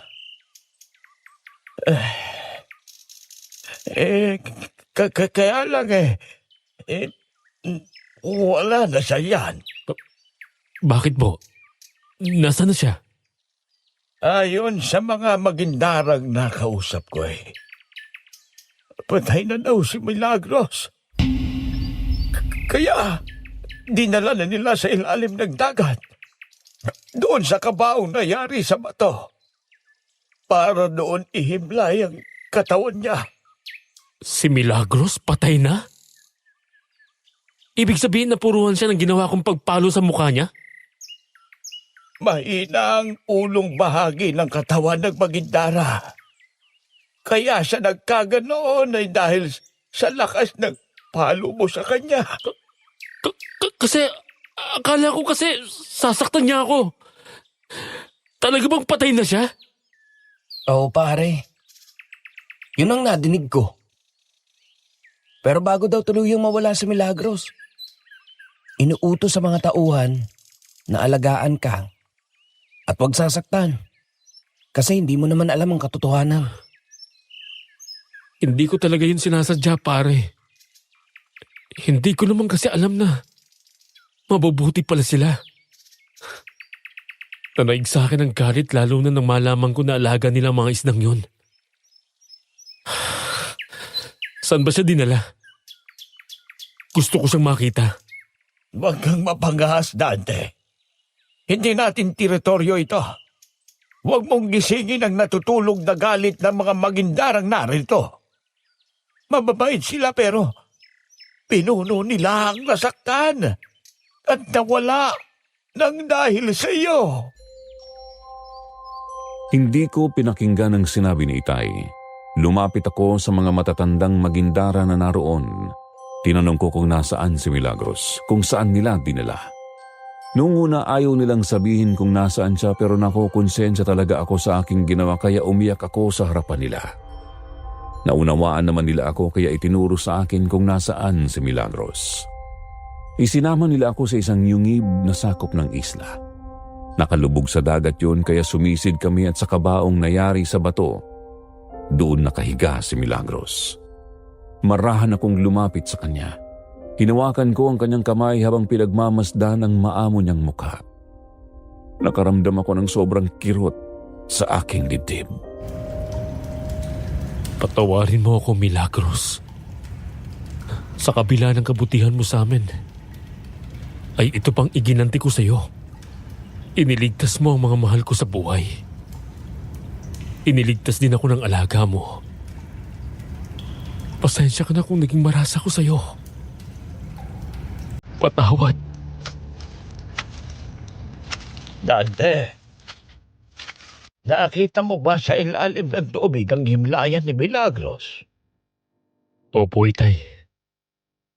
At sobrang sakit ng dibdib ko habang pinagmamasdan ko siya. Habang nakahiga sa kabaong nayari sa bato. Parang hindi ko kayang isipin ng babaeng naging mabuti sa akin ay ganun ang isinukli ko. Noong iniligtas nila kami ni Romel, ako ang nakiusap sa kanya na baka pwedeng bantayan kanya. Kasi alam kong magagalit sa iyo ang mga masasamang magindara dahil napana mo ang isa sa kanila. Pumayag naman siya. Kapag nasa dagat ka, ipinabantayan ka niya. Ibig sabihin siyang dahilan kaya marami kaming nahuling isda. Siya rin pang babaeng nakita ko ng gabing yon na nakasubaybay sa amin. Oo, siya nga iyon. Napakabuti niya sa kabila ng magiging magindara niya. Pero tatay, bakit kasi namalagi pa kayo dito ng maraming araw? Bakit hindi pa kayo umuwi? Para sana naging malinaw sa akin ang lahat. Kagaya ni na Kapitan Carto. Nasugatan din kami ng malubha. Hindi ka agad nakabawi ng lakas kaya nagpagaling kami dito. Teka anak. Umiiyak ka ba? Hindi po, Itay. Napuwing lang ako kaya napapaluha ang mga mata ko. Anong napupuwing? May alikobok ba sa ilalim ng tubig? Kahit hindi ka magsalita, alam kong nasaktan ang damdamin mo. Nang makita mo si Milagros sa ganoong kalagayan. Hindi na ako kumibo. Hinahid ko ang aking luha. Nang bumalik ako sa aking kubo ay may tuyong damit na binigay sa akin ng isang magindara na naroon. Nagpalit lang ako ng damit tapos ay muling lumabas ng kubo. Nagpunta ako sa dalampasigan. Naupo sa mga batuhan na naroon habang nakatanaw sa kalawakan ng dagat. Sobra ang panghihinayang ko dahil hindi kami nagkakilala ng matagal ni Milagros. Panay na lang ang buntong hininga ko habang dumadampot ng maliliit na bato at ibinabato sa dagat. Matagal akong namalagi sa lugar na yon. Nang mapagod ako sa ginagawa kong pagbato sa tubig ay naupo ako habang nakatingin sa malayo. Lumipas ang mahabang oras na natili ako sa tabing dagat. Noon muling lumapit sa akin si Itay at sa pagkakataong ito kasama na si Paring Romel. Dante, Malalim na ang gabi, hindi ka pa babalik sa kubo mo. Dito na lang muna ako, Itay. Gusto ko lang mapag-isa dito. Parang Dante, wala nang matauhan ka hindi ka pa kumakain. Ayaw mo bang lagyan muna ng laman yung sikmura mo? Huwag na muna, pare. Hindi naman ako nakakaramdam ng gutom eh. Anak, alam ko ang nasa loob mo. Pero wag mong kalilimutang iniligtas ka ni Milagro para mabuhay. Hindi siya magiging masaya kung makikita niyang unti-unti mong papatayin ang sarili mo. Huwag kayo mag-alala sa akin, Tay. Mamaya lang. Babalik na ako sa kubo ko. Mas makakaluwag sa dibdib mo kung isisigaw mo sa dagat ang nasa sa loob mo. Sige na. Gawin mo ang sinabi ko, anak. Milagros! Kung naririnig mo ako ngayon, sana ipatawarin mo ako. Hindi kaya ng konsensya kung mapatay ang isang nilalang na pinagkakautangan ko pala ng buhay ko. Kung babalik ka lang, pangako, gagantihan ko ang lahat ng kabutihan mo. Sige. Umiyak ka lang. Pagkatapos niyan ay magiging maluwag na ang dibdib mo. Maging matibay ka at tanggapin ang anumang nangyari. Nang makaalis sila Tatay Ponso at paring Romel, patuloy akong impit na umiyak. Paulit-ulit kong sinambit ang pangalan ni Milagros. Tapos ay muli akong naupo sa batuhan habang nakatingin sa malawak na karagatan. Naalala ko yung mga pagkakataong nakita ko siya. Yung maamo niyang mukha at matatamis na ngiti. Di nagtagal, naglakad-lakad ako sa dalampasigan. Paminsan-minsan ay nakikita ko na mayroong mga magindara na pumupunta sa dalampasigan at tinitingnan ako. Isa nga sa kanila ang nagsabi na huwag kong sisihin ang sarili ko. Kapag ganoong mga salita, lalo akong nalulungkot dahil naalala ko kung paano ko pinalo si Milagros. Muli napaiyak ako habang nakaupo sa buhanginan hanggang sa lumipas ang mahabang oras. Sa gilid ng bangka, ako'y napahinto. May babae sa dagat, liwanag ng mundo. Buhok niya'y humahalik sa alon at bituin, at mata niyang tila ako'y tinatawag. Lumapit ang bangka, lumalim ang gabi, hanggang dagat at langit ay naghalo sa akin. Isang maling hakbang, isang huling sigaw, at ako'y hinila ng yakap ng alon.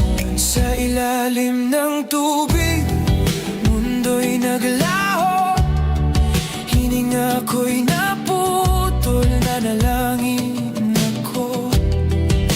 Akala ko'y wakas na ang lahat ng ito, hanggang may kamay na humila sa puso ko.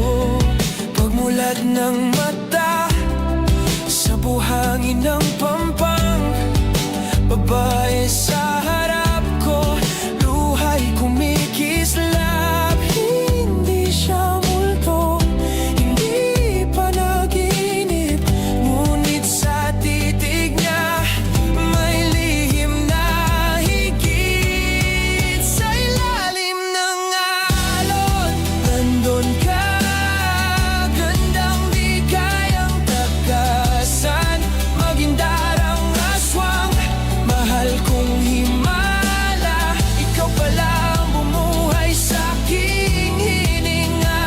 Kung ito ang kapalaran, sa dagat mo ako natutong mabuhay. Dante? Dante? Bakit dito ka natulog sa buhanginan? Milagros? Buhay ka? Hindi naman ako namatay, Dante. Nakatulog lang ako ng matagal dahil sa lakas ng pagpalong mo sa ulo ko. Ang ulo kasi ang mahinang parte sa katulad namin. Kaya nang mawalan ako ng ulirat, dinala nila ako sa aking himlayan. Kaya nakatulog ako ng ilang araw hanggang sa makabawi ako sa tubig ng tubig dagat. Pasensya ka na. Nagkamali ako. Hindi ako naniwala kagad sa mga sinabi mo. Patawarin mo ako sa aking ginawa. Handa akong tanggapin na naman ang parusang ibibigay mo. Talaga ba? Gagawin mong lahat kahit ano? Oo. Gagawin ko kahit anong gusto mo para makabawi ako sa lahat ng kabutihang ginawa mo sa akin. Hindi ko alam kung papayag ka. Pero ang gusto ko manatili ka sa lugar na ito sa piling ko. Manatili dito? Sa piling mo? Oo, yun ang gusto ko. Pero kung hindi mo naman kaya, ayos lang naman sa akin. Basta sinabi ko na sa'yo ang gusto ko. Pero gusto ko gawin mo yun ang hindi napipilitan. Para maging masaya ka din. Oo, Milagros. Payag ako sa kondisyon mo. Gusto ko yan para magkakilala naman tayo ng matagal. Babawi ako sa mga kabutihang ginawa mo sa amin ng Tatay Ponso ko. Nagpapasalamat ako sa iyong ama dahil nakiusap siyang hanapin kita. Alam mo ba na una pa lang kita makita? Naging masaya ng puso ko. Yun ang unang pagkakataong nakaramdam ako ng ganun. At nabigani naman ako sa ganda ng iyong boses. Kaya unang pagkakataon pa lang, ay ginusto ko nang makita ka. Kaya lang ay nanaig sa akin ang galit nang maalala kong nangyari kay Itay. Sa ilalim ng alon, nandun ka. Gandang di kayang takasan. Sirenang aswang, mahal ko sa'yo. Ko'y sinugal ang buhay ko. Kung ito ang kapalaran, hayaan mong lamunin ako ng dagat mo. Kung ako'y tao at ikaw ay dilim, bakit sa'yo ako nagiging buo pa rin? Kung gutom ka sa dugo, gutom ako sa yakap. Pareho tayong isinumpa ng pangarap. Kung huling gabi na ito sa lupa, pahiram ng isang halik sa ilalim ng tala.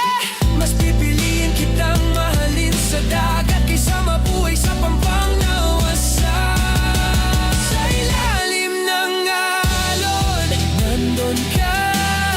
Hindi alimaw sa paningin ko. Ikaw ang awit na hinanap ng puso. Kahit kapalit ay ako, maghindarang aswang mahal ko. Kung ito ang wakas, sa dagat mo ako uuwi.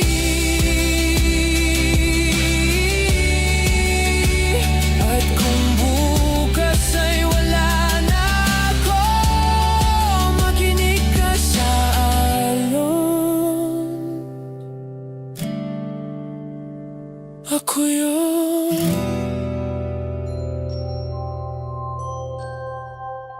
Tama nga si Milagros, nang bumalik kami sa kinaroroonan ni na Tatay Ponso ay natuwa ang lahat nang makita kami.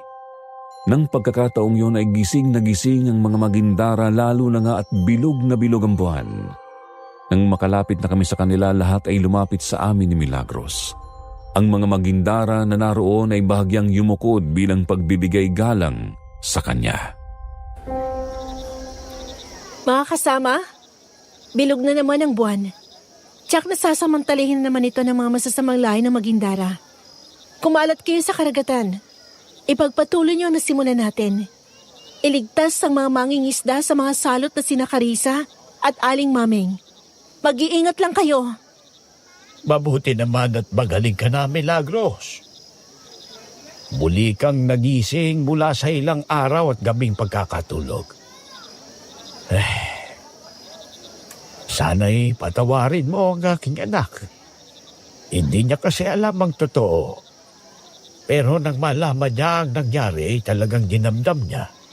Alam ko yon, Mang Ponso. Ang kalungkutan niya niyang gumising sa akin nang puntahan niya ako sa aking higaan. Ramdam ko ang paghihirap ng kalooban niya. Kaya nang magising ako, siya agad ang hinanap ko. Kaya bilang ganti, ay mananatili ako sa lugar na to, Tatay Ponso. Hanggang kailangan ako ni Milagros. Salamat naman kung gano'n, Dante. Makalipas ang mahabang oras, nagbalik ang mga tauhan ni Milagros. Mayroong malubhang na sugatan. Ayon sa kanila ay nakalaban nila ang mga masasamang magindara. Nalaman ko rin na ang iba nilang mga kasama ay kinain ng mga masasamang magindara na pinamumunuan ni Aling Mameng at Carissa. Kagad namang kumilos ang mga manggagamot na tauhan ni Milagros para gamutin ang mga sugatang kasama nila. Milagros, habang buhay ang mga masasamang magindara na yon, hindi matatapos ang lagim sa karagatan. Marami pa ring tao ang mapapahamak. Dapat sa mga salot na yun ay mamatay. Alam ko yon, Dante. Pero hindi sila basta-basta mauubos. Higit silang malalakas kaysa sa amin dahil kumakain sila ng tao. Kaya hindi rin namin sila kayang labanan ng harapan. Kahit kasi mga kagaya namin, kinakain din nila. Talagang masasama ang mga lahi ng mga magindarang iyon. Milagros, kapag nakabawi na kami ng lakas, handa kami makipagtulungan sa iyo. Kailangang matapos na ang pag-aasik nila ng lagit. Tama si Tatay Ponso. Ngayong alam na namin ang kahinaan ng mga magindara na yon, madali na natin silang matatalo. Ang kailangan lang ay ang mga binditadong armas namin. Pero nasa ng mga binitadong gamit na sinasabi mo? Nalubog sa dagat sa lugar kung saan kami sinalakay ng mga masasamang magindara na yun eh. Baka pwede na ipasisid mo sa mga tauhan mong magindara ang aming mga armas. Malaki ang maitutulong ng mga yon sa atin. Saka para na rin maging handa tayo.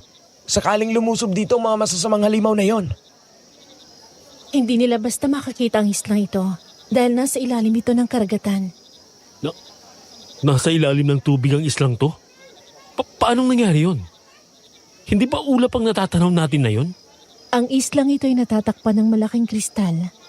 Kaya nakikita pa rin natin ang buwan kahit na nandito tayo. Hanggang sa dalampasigan, nasa sakop ng malaking kristal. Ang mga taga rito lamang nakakaalam ng lagusan kung paano makakalabas dito. Ang mga masasamang magindara na yun, alam ba nila ang lugar na ito? Hindi nila ito basta makakita dahil napapaligiran ng matataas na bato ang lugar na to para mga bundok. Napakalawak ng karagatan. Para ding sa inyong lugar. May mga lugar na patag at meron ding mga bundok. Marami ring yungib sa ilalim ng dagat na meron nakatira na iba-ibang nilalang. Para din palang lupang ilalim nitong dagat.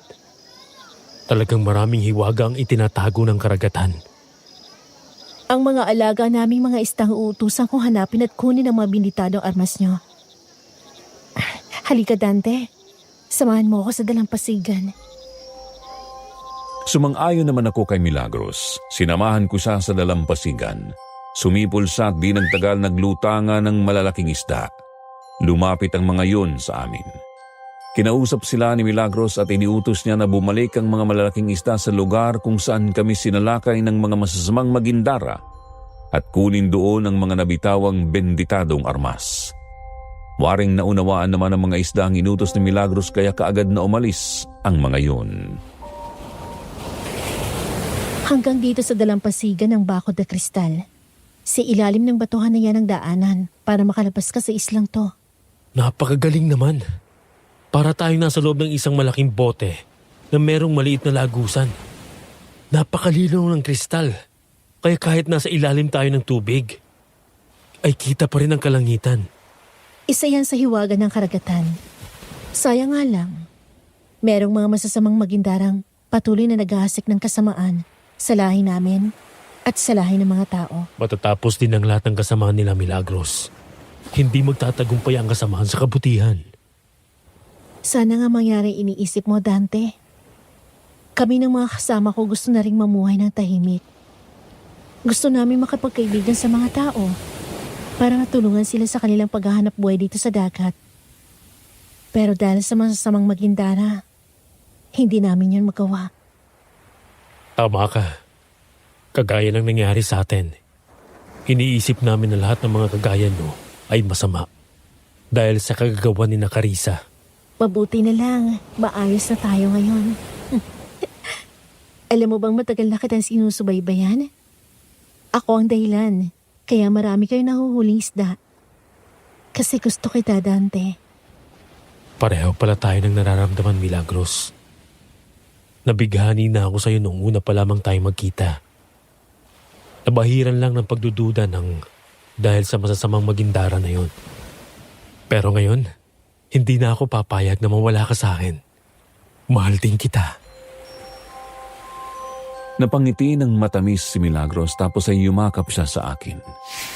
Hindi ko napigilan ang aking sarili na nayakapin din siya ng mahigpit at halikan. Nang titigan ako ni Milagros, lalo akong nakaramdam ng pananabik sa kanya. Kaya bumalik kami sa bahay niya. Nagkulong kami roon na mahabang oras para palayain ang pananabik na nararamdaman namin sa isa't isa. Lumabas lang kami roon nang marinig namin ang boses ni Kapitan Cardo at Tatay Ponso. Tatay Ponso? Kapitan Cardo?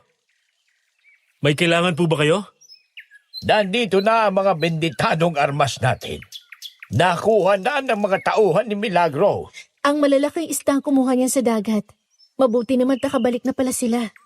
Ang mga magindarang tauhan mo ang may dala ng mga ito. Ay, pwede na nating simulan ang paghahanap sa mga masasamang nilalang na iyon. Magiging madugo ang labanan. Sakaling hanapin natin at harapin ang mga mababagsik na magindarang yon. Pwedeng ilan sa atin masugatan ng maluba at ang ilan ay mamamatay. Nakahanda ba kayong gawin yon? Para sa katahimikan ng mga tao at mga magindara ay handa akong tumulong, Milagros. Ayokong habang buhay na magtago at pabayaan lang sila sa ginagawa nila sa mga mangingisda. Saka ang alam ng mga mahal namin sa buhay ay patay na kami at nilamon ang dagat. Kaya kahit mamatay kami sa labanang ito ay wala nang iiyak dahil tiyak na natanggap na nila yon. Tutulong din kami. Handa na rin kami kahit anong mangyari. Magiging masaya ako kapag nakapatay ako ng masamang magindara. Makatabla lang ako ay ayos na. Ang problema lang ay paano tayo makakalaban sa kanila. Wala na ang mga bangka namin. Nawasak na. Merong mga bangka dito na yari sa malalaking kabibe. Yun ang ginagamit namin kapag pumupunta kami sa ibabaw ng tubig.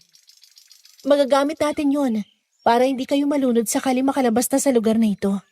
Mabuti naman kung ganun, Milagros. Malaking tulong ang mga yon para makalaban kami. Iuutos ko rin na alalayan kayo ng mga tauhan ko. Para ano man ang mangyari, magkakatulungan tayo. Nang makita ni Milagros ang kagustuhan naming makatulong ay natuwa siya kaya nang sumapit ang gabi, magkakasama kaming lumabas ng isla. Ginamit namin ang malalaking kabibi nilang mga bangka. Nang lumutang kami sa ibabaw ng tubig, nakita namin ang bilog na buwan. Nang igala ko ang aking paningin, wala akong nakita na ilaw ng mga bangka. Wala na kasing pumapalaot para mangisda sa takot sa mga aswang sa dagat. Pabor naman yun sa amin dahil madali naming makikita ang mga masasamang nilalang na yun. Palibhasa ay alam din ni Milagros kung saan madalas na lumalabas ang masasamang magindara. Hanggang isang bangka ang nakita namin. Wala na ang mangingisdang sakay niyon. Puro bahid ng dugo ang naroon. Tiyak na nabiktima na nila may-ari ng bangkang to. Sariwa pa ang mga dugo. Baka hindi pa nakakalayo sa lugar na to mga aswang na yon. May naisip akong paraan. Gamitin natin ang bangka na to para maakit ang mga halimaw na yon. Kaming dalawa ni Gimo ang sasakay dito. Sige, pare. Maganda nga yung naisip mo. Tayo ang magiging pain para lumabas sila. Sige, ganun ang gawin natin. Hindi kami lalayo sa inyo. Susubaybayan namin ang mga kilos nyo. Halika na, Gimo. Sumampa na tayo sa bangka. Sumang-ayon naman sa akin si Gimo. Sumampa kami sa bangka. Ibinaba namin ang mga pana sa loob ng bangka. Tapos ay pinailaw namin ang debateryang ilaw na naroon. Tapos ay nagkunwari kaming nangingisda. Kaagad kong hinagis ang lambat Di nga nagtagal nagkatinginan kami ni Gimo. Paano ay nakarinig kami ng mga tawanan ng mga babae? Alam namin na yun na nga ang mga magindara na hinahanap namin. Kaya marahan naming dinampot ang mga pana namin. Nang lumutang nga sa tubig ang dalawang babaeng magindara, kaagad kaming inakit. Pero alam namin ang gawain nila. Hindi nyo na kami malilinlang! Mga halimaw kayo! Dapat kayong mamatay! Yeah! Sa wakas, ay nagpakita rin kayo sa amin. Mga hangal kayo! Nasa pulmo siya, Dante. Pero hindi sapat ang isang palaso lang sa kanila. Mga kasama, tapusin ang dalawang hangal na yan! Patayin ang mga halimaw! Tumataka sila! Habulin natin! Ngayon ay kayo naman ang tumakbo para mabuhay! Pero hindi na namin papayagan na makapagsumbong pa kayo sa mga kasamahan ninyo! Dalawang palaso pa nga ang tumama sa dalawang magindara na tatakas sana. Tinamaan sa likod ng mga iyon na naging dahilan ng kanilang kamatayan. Kaagad namang kumilos sa mga tauhan ni Milagros, kinuhang mga bangkay at hinatak papunta sa ilalim ng dagat para itago. Ayon sa kanila, itinatali nila sa ilalim ng mga korales sa mga bangkay kaya hindi na yun basta makikita ng mga kasamaan yun. Ipinagpatuloy namin ang paghahanap sa iba pang mga masasamang magindara at sa pagkakataong ito ay ang dalawa sa tauhan naman ni Milagros ang naging pain. Sumakay sa mga bangkang kabibi ang dalawa at nagtatawanan habang naglalaro sa tubig. Kami naman ay nasa di kalayuan lang. Maya-maya lang biglang tumaob ang bangkang kabibi.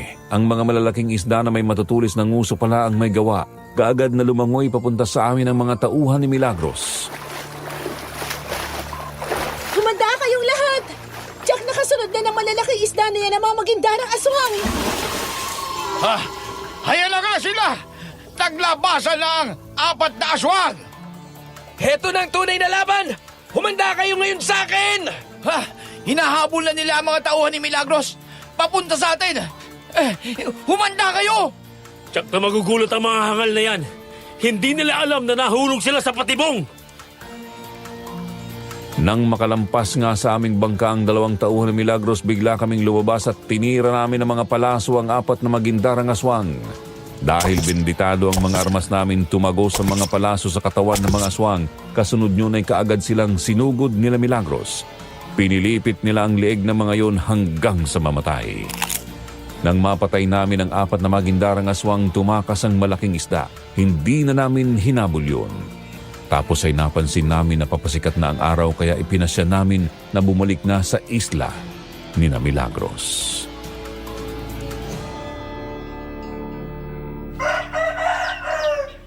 Naging matagumpay ang una nating pagsalakay sa kanila. Pero alam ko na sa pagkakataong ito, Jack, na nagwawala na sa matinding galit sina Carissa at Aling Mameng. 6 sa mga tauhan nilang napatay natin. Tama ka. Tsak na nakapagsumbong na ang tumakas na malaking isda. Naging pabayaring tayo. Hindi dapat pinatakas ang isda na yon. Dapat pala'y sinama ko ang aking mga alagang isda para na natiling lihim ang ginagawa nating pagkinos. Tama ka. Tiyak na sa mga susunod na pagkakataon ay magiging maingat na ang mga yon. Lalo pa nga at alam na nila ang ginagawa natin. Basta, palagi lang tayong maganda sa anumang mangyayari. Sige na, magpahinga na tayong lahat. Mamayang gabi muli tayong aalis para hanapin ang kuta nila. Sige, antok na nga ako at pagod na din. Kaya gusto ko na rin matulog. Tatay Ponso, sandali lang po. Gusto ko sanang sabihin sa inyo na umuwi na kayo sa atin. Tsak na sa nangyari, lalo nang magkakagulo ang mga lahi ng Magindara. Maedad na kayo. Kaya sana, gugurin nyo na ang nalalabi nyong buhay sa baryo natin. Siya nga naman, Mang Ponso. Hindi ko naman kayo pipigilan. Kung gusto nyo kahit ngayon, ipapahatid ko na kayo sa dalampasigan ng baryo nyo. Kagabi, habang nasa ibabaw tayo ng tubig ay naisip ko na yan. Pwede na nga ang iniisip ninyo. Pero, matanda na ako, Dante. Milagros. Gusto ko na ang nalalabing buhay ko ay gamitin sa bagay na gusto ko. At yon ay ang tumulong sa inyo para sa kapayapaan ng tao.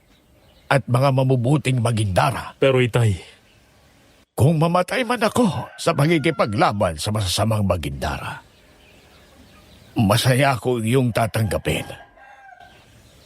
Karangalan ko yun, anak.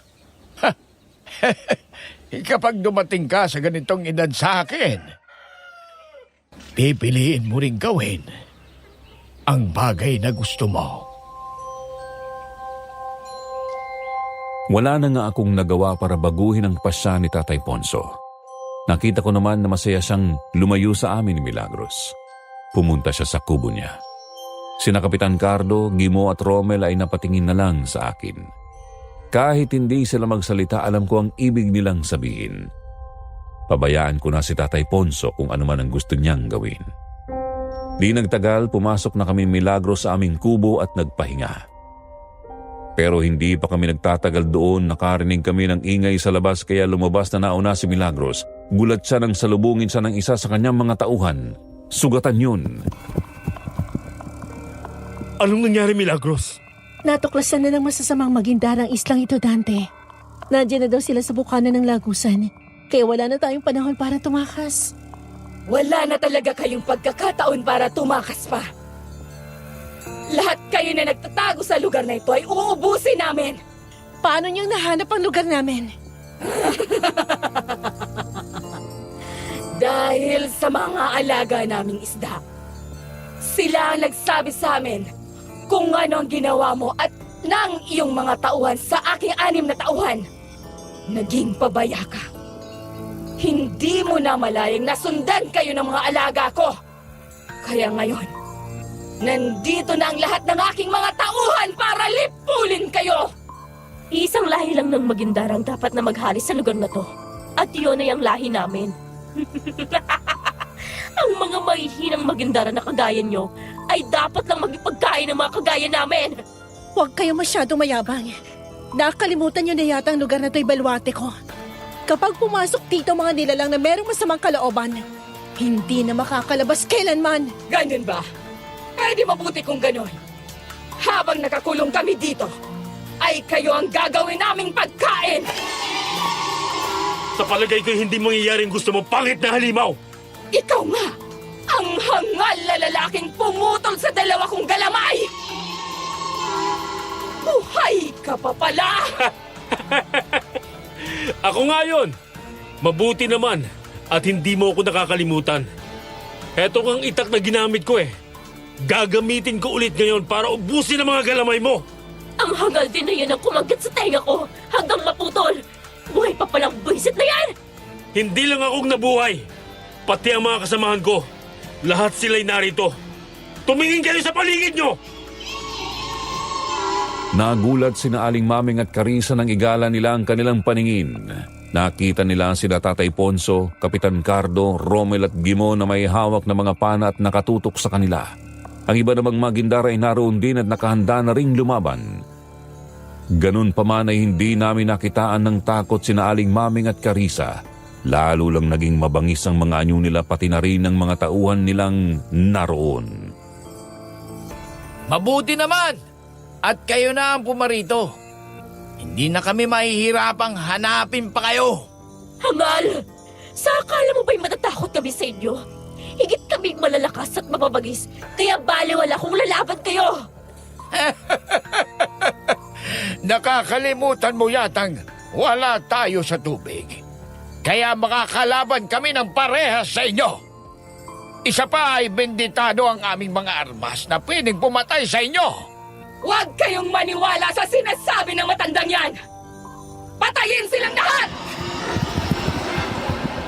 Kaagad na lumusob ang mga tauhan ni Aling Maming. Hindi sila nagpakita ng takot. Kaagad naman kumilos sina Tatay Ponso. Pinana ang mga magindarang papalapit sa kanila.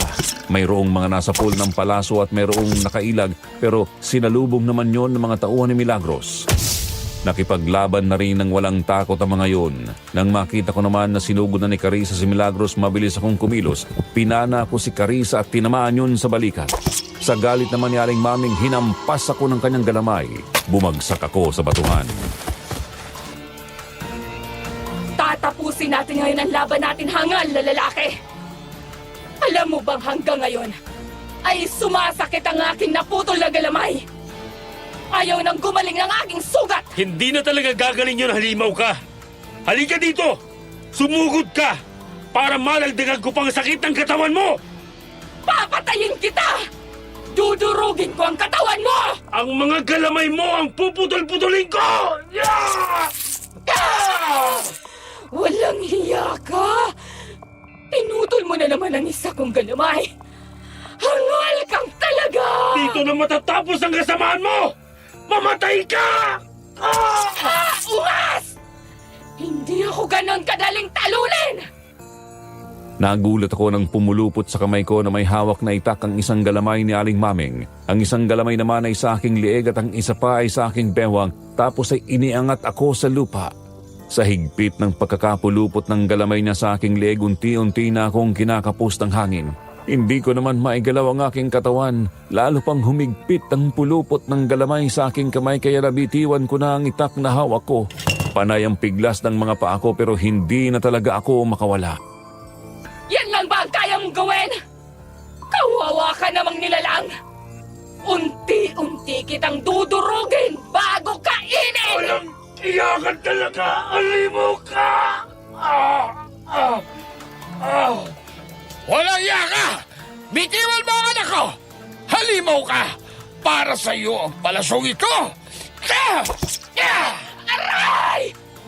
Walang hiya kang matanda ka! Nagulat si Aling Maming nang tumama sa kanang dibdib ang palaso ni Tatay Ponso. Dahil doon nabitawan ako ni Aling Maming. Sa galit niyon, hinarap niya si Tatay Ponso. Pinuluputan niya ng galamay, itinaas at saka ibinalibag sa batuhan. Unang tumama doon ang likuran at ulo ni Tatay Ponso. Nang makita ko yun, kaagad akong tumayo. Dinampot ko ang itak at itinusok sa likuran ni Aling Maming. Ilang ulit kong ibinaon sa likuran niyang benditadong itak at ang panghuli ay itinusok ko sa kanyang batok kaya unti-unti na siyang nanghina at bumagsak. Ina! Walang hiya ka talagang lalaki ka! Hindi kita mapapatawad! Yun ang bagay sa mga masasamang magindarang kagaya nyo. Dapat lang sa inyong mamatay. Hangal ka, Milagros! Papatayin kita! Ikaw ang mamamatay. Dapat lang matapos ang paghahari ng kasamaan sa lugar na ito. Nang bumao ng matatalim na kuko ni Milagros sa dibdib ni Carissa ay dinukot niya ang puso niyon. Kaya wala na ring buhay na bumagsak si Carissa. Ang mga tauhan nila ay isa-isa na ring napatay. Nanlulumo akong pinagmasdan ng paligid. Maraming magindarang namatay sa panig ni na Aling Maming at sa panig ni na Milagros. Marami din ang nasugatan. Pero nanginig ang aking tuhod nang makita kong patay na rin sina Itay at Kapitan Cardo. Hindi rin sila nakaligtas sa madugong labanan. Marahan akong lumapit sa bangkay ni Itay. Tay, ito na nga bang sinasabi ko sa inyo eh.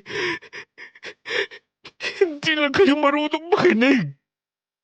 Paring Dante, masaya namang namatay si Mang Ponso.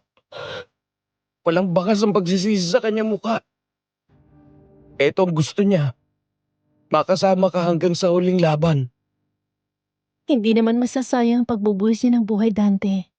Dahil simula ngayon, wala na magindarang mananakit ng mga tao. Kaya pala, parang nagpapaalam na rin si Kapitan Cardo habang kausap ko. Ganito palang mangyayari. Iuwi niyo sa kanilang pamilya ang bangkay ni Kapitan Cardo. Tapos na mga kaguluhan, kaya makakauwi na kayo. At umasa kayo na magiging payapa at maayos ng pangingisda ninyo. Salamat, Milagros. Ikaw, Paring Dante. Kasama ka bang umuwi sa amin? Oo. Gusto kong mailibing si Itay sa tabi ng puntod ni Inay. Sige, yun ang gawin natin. Pero uminom muna kayo ng tubig na to. Alam kong pagod kayong lahat. Masama ako mababasa kayo ng tubig dagat ang pawisan. Uminom nga ng tubig sina Paring Romel at Gimo mula sa isang pilak na tasa at iniabot naman sa akin Milagros ang isa pang tasa na kulay ginto. Doon ako uminom. Matapos yun parang nawalan na ako ng malay. Nang magising ako, nasa dalampasigan na kami. Nagkakagulo na ang mga tao habang iniaahon sa buhangina ng bangkay ni Itay at Kapitan Cardo. Nakita ko na tauhan na rin sina Gimo at Romel kaya marahan akong lumapit sa kanila. Paring Romel, nandito na tayo sa ating baryo. Buhay tayo. Tatalo natin ang mga masasamang Magindara. Anong magindarang sinasabi mo, paring Dante? Nakalog na ba yung ulo mo sa tindi ng alon at tumama sa atin at nagwasak ng bangka natin? Hindi mo ba natatandaan? Galing tayo sa isla ng Magindarang mababait. Di ba, Gimo? Tinulungan tayo ni na Milagros. Ha? Sino bang sinasabi mong Milagros? Saka, anong isla yun? Para naman kayong baliw eh. Kaya nga namatay sina Tatay Ponso at Kapitan Cardo kasi napalaban tayo sa masasamang Magindara. Namatay sila dahil nalunod. Baliw ka na talaga. Halika na nga at ayusin natin ang bangkay nila. Ang natatandaan ko lang sinalpok tayo ng malakas na alon. Baka nga gawa yun ng Magindara eh. Pero wala naman akong nakita. Nagtataka ako, pero bakit walang matandaan ang aking mga kasama? Malaking palaisipan sa akin ang bagay na yon, kaya nang mailibing si Tatay Ponso muli akong namalagi sa dalampasigan. Sa malaking bato para maghintay kay Milagros. Hanggang sa muli ko nga siyang nakita at doon nasagot ang aking tanong. Sinadya kong ipainom sa kanilang tubig na bubura sa kanilang mga alaala. Sa lahat ng nangyari sa isla ng mga Magindara. Ayaw ko kasing kumalat ang tungkol sa amin. Baka meron pang magka-interes na hanapin ang isla namin. Pero, uminom din ako ng tubig, hindi ba? Oo. Pero tubig yon para madaling kumaling ang mga sugat mo. Dahil mahal kita, Dante. Mahal din naman kita, Milagros. Isasama mo na ba ako sa isla? Hindi na maaari, Dante. Nabahira na ng kasama ng isla namin dahil kina Carissa. Kung ordinaryong tao na kagaya mong papasok doon, baka hindi kayanin ng katawan mo ang negatibong enerhiya na kulong doon. Baka maging masama ka. Kaya palagi na lang kitang pupuntahan dito. Oo, Milagros. Palagi akong maghihintay sa'yo. Mahal ko. Sa ilalim ng alon, nandun ka. Hindi alimaw sa paningin ko. Ikaw ang awit na hinanap ng puso. Kahit kapalit ay ako, Magindarang aswang mahal ko. Kung ito ang wakas, sa dagat mo ko uuwi. At kung bukas ay wala na ako, makinig ka sa alon. Ako yun.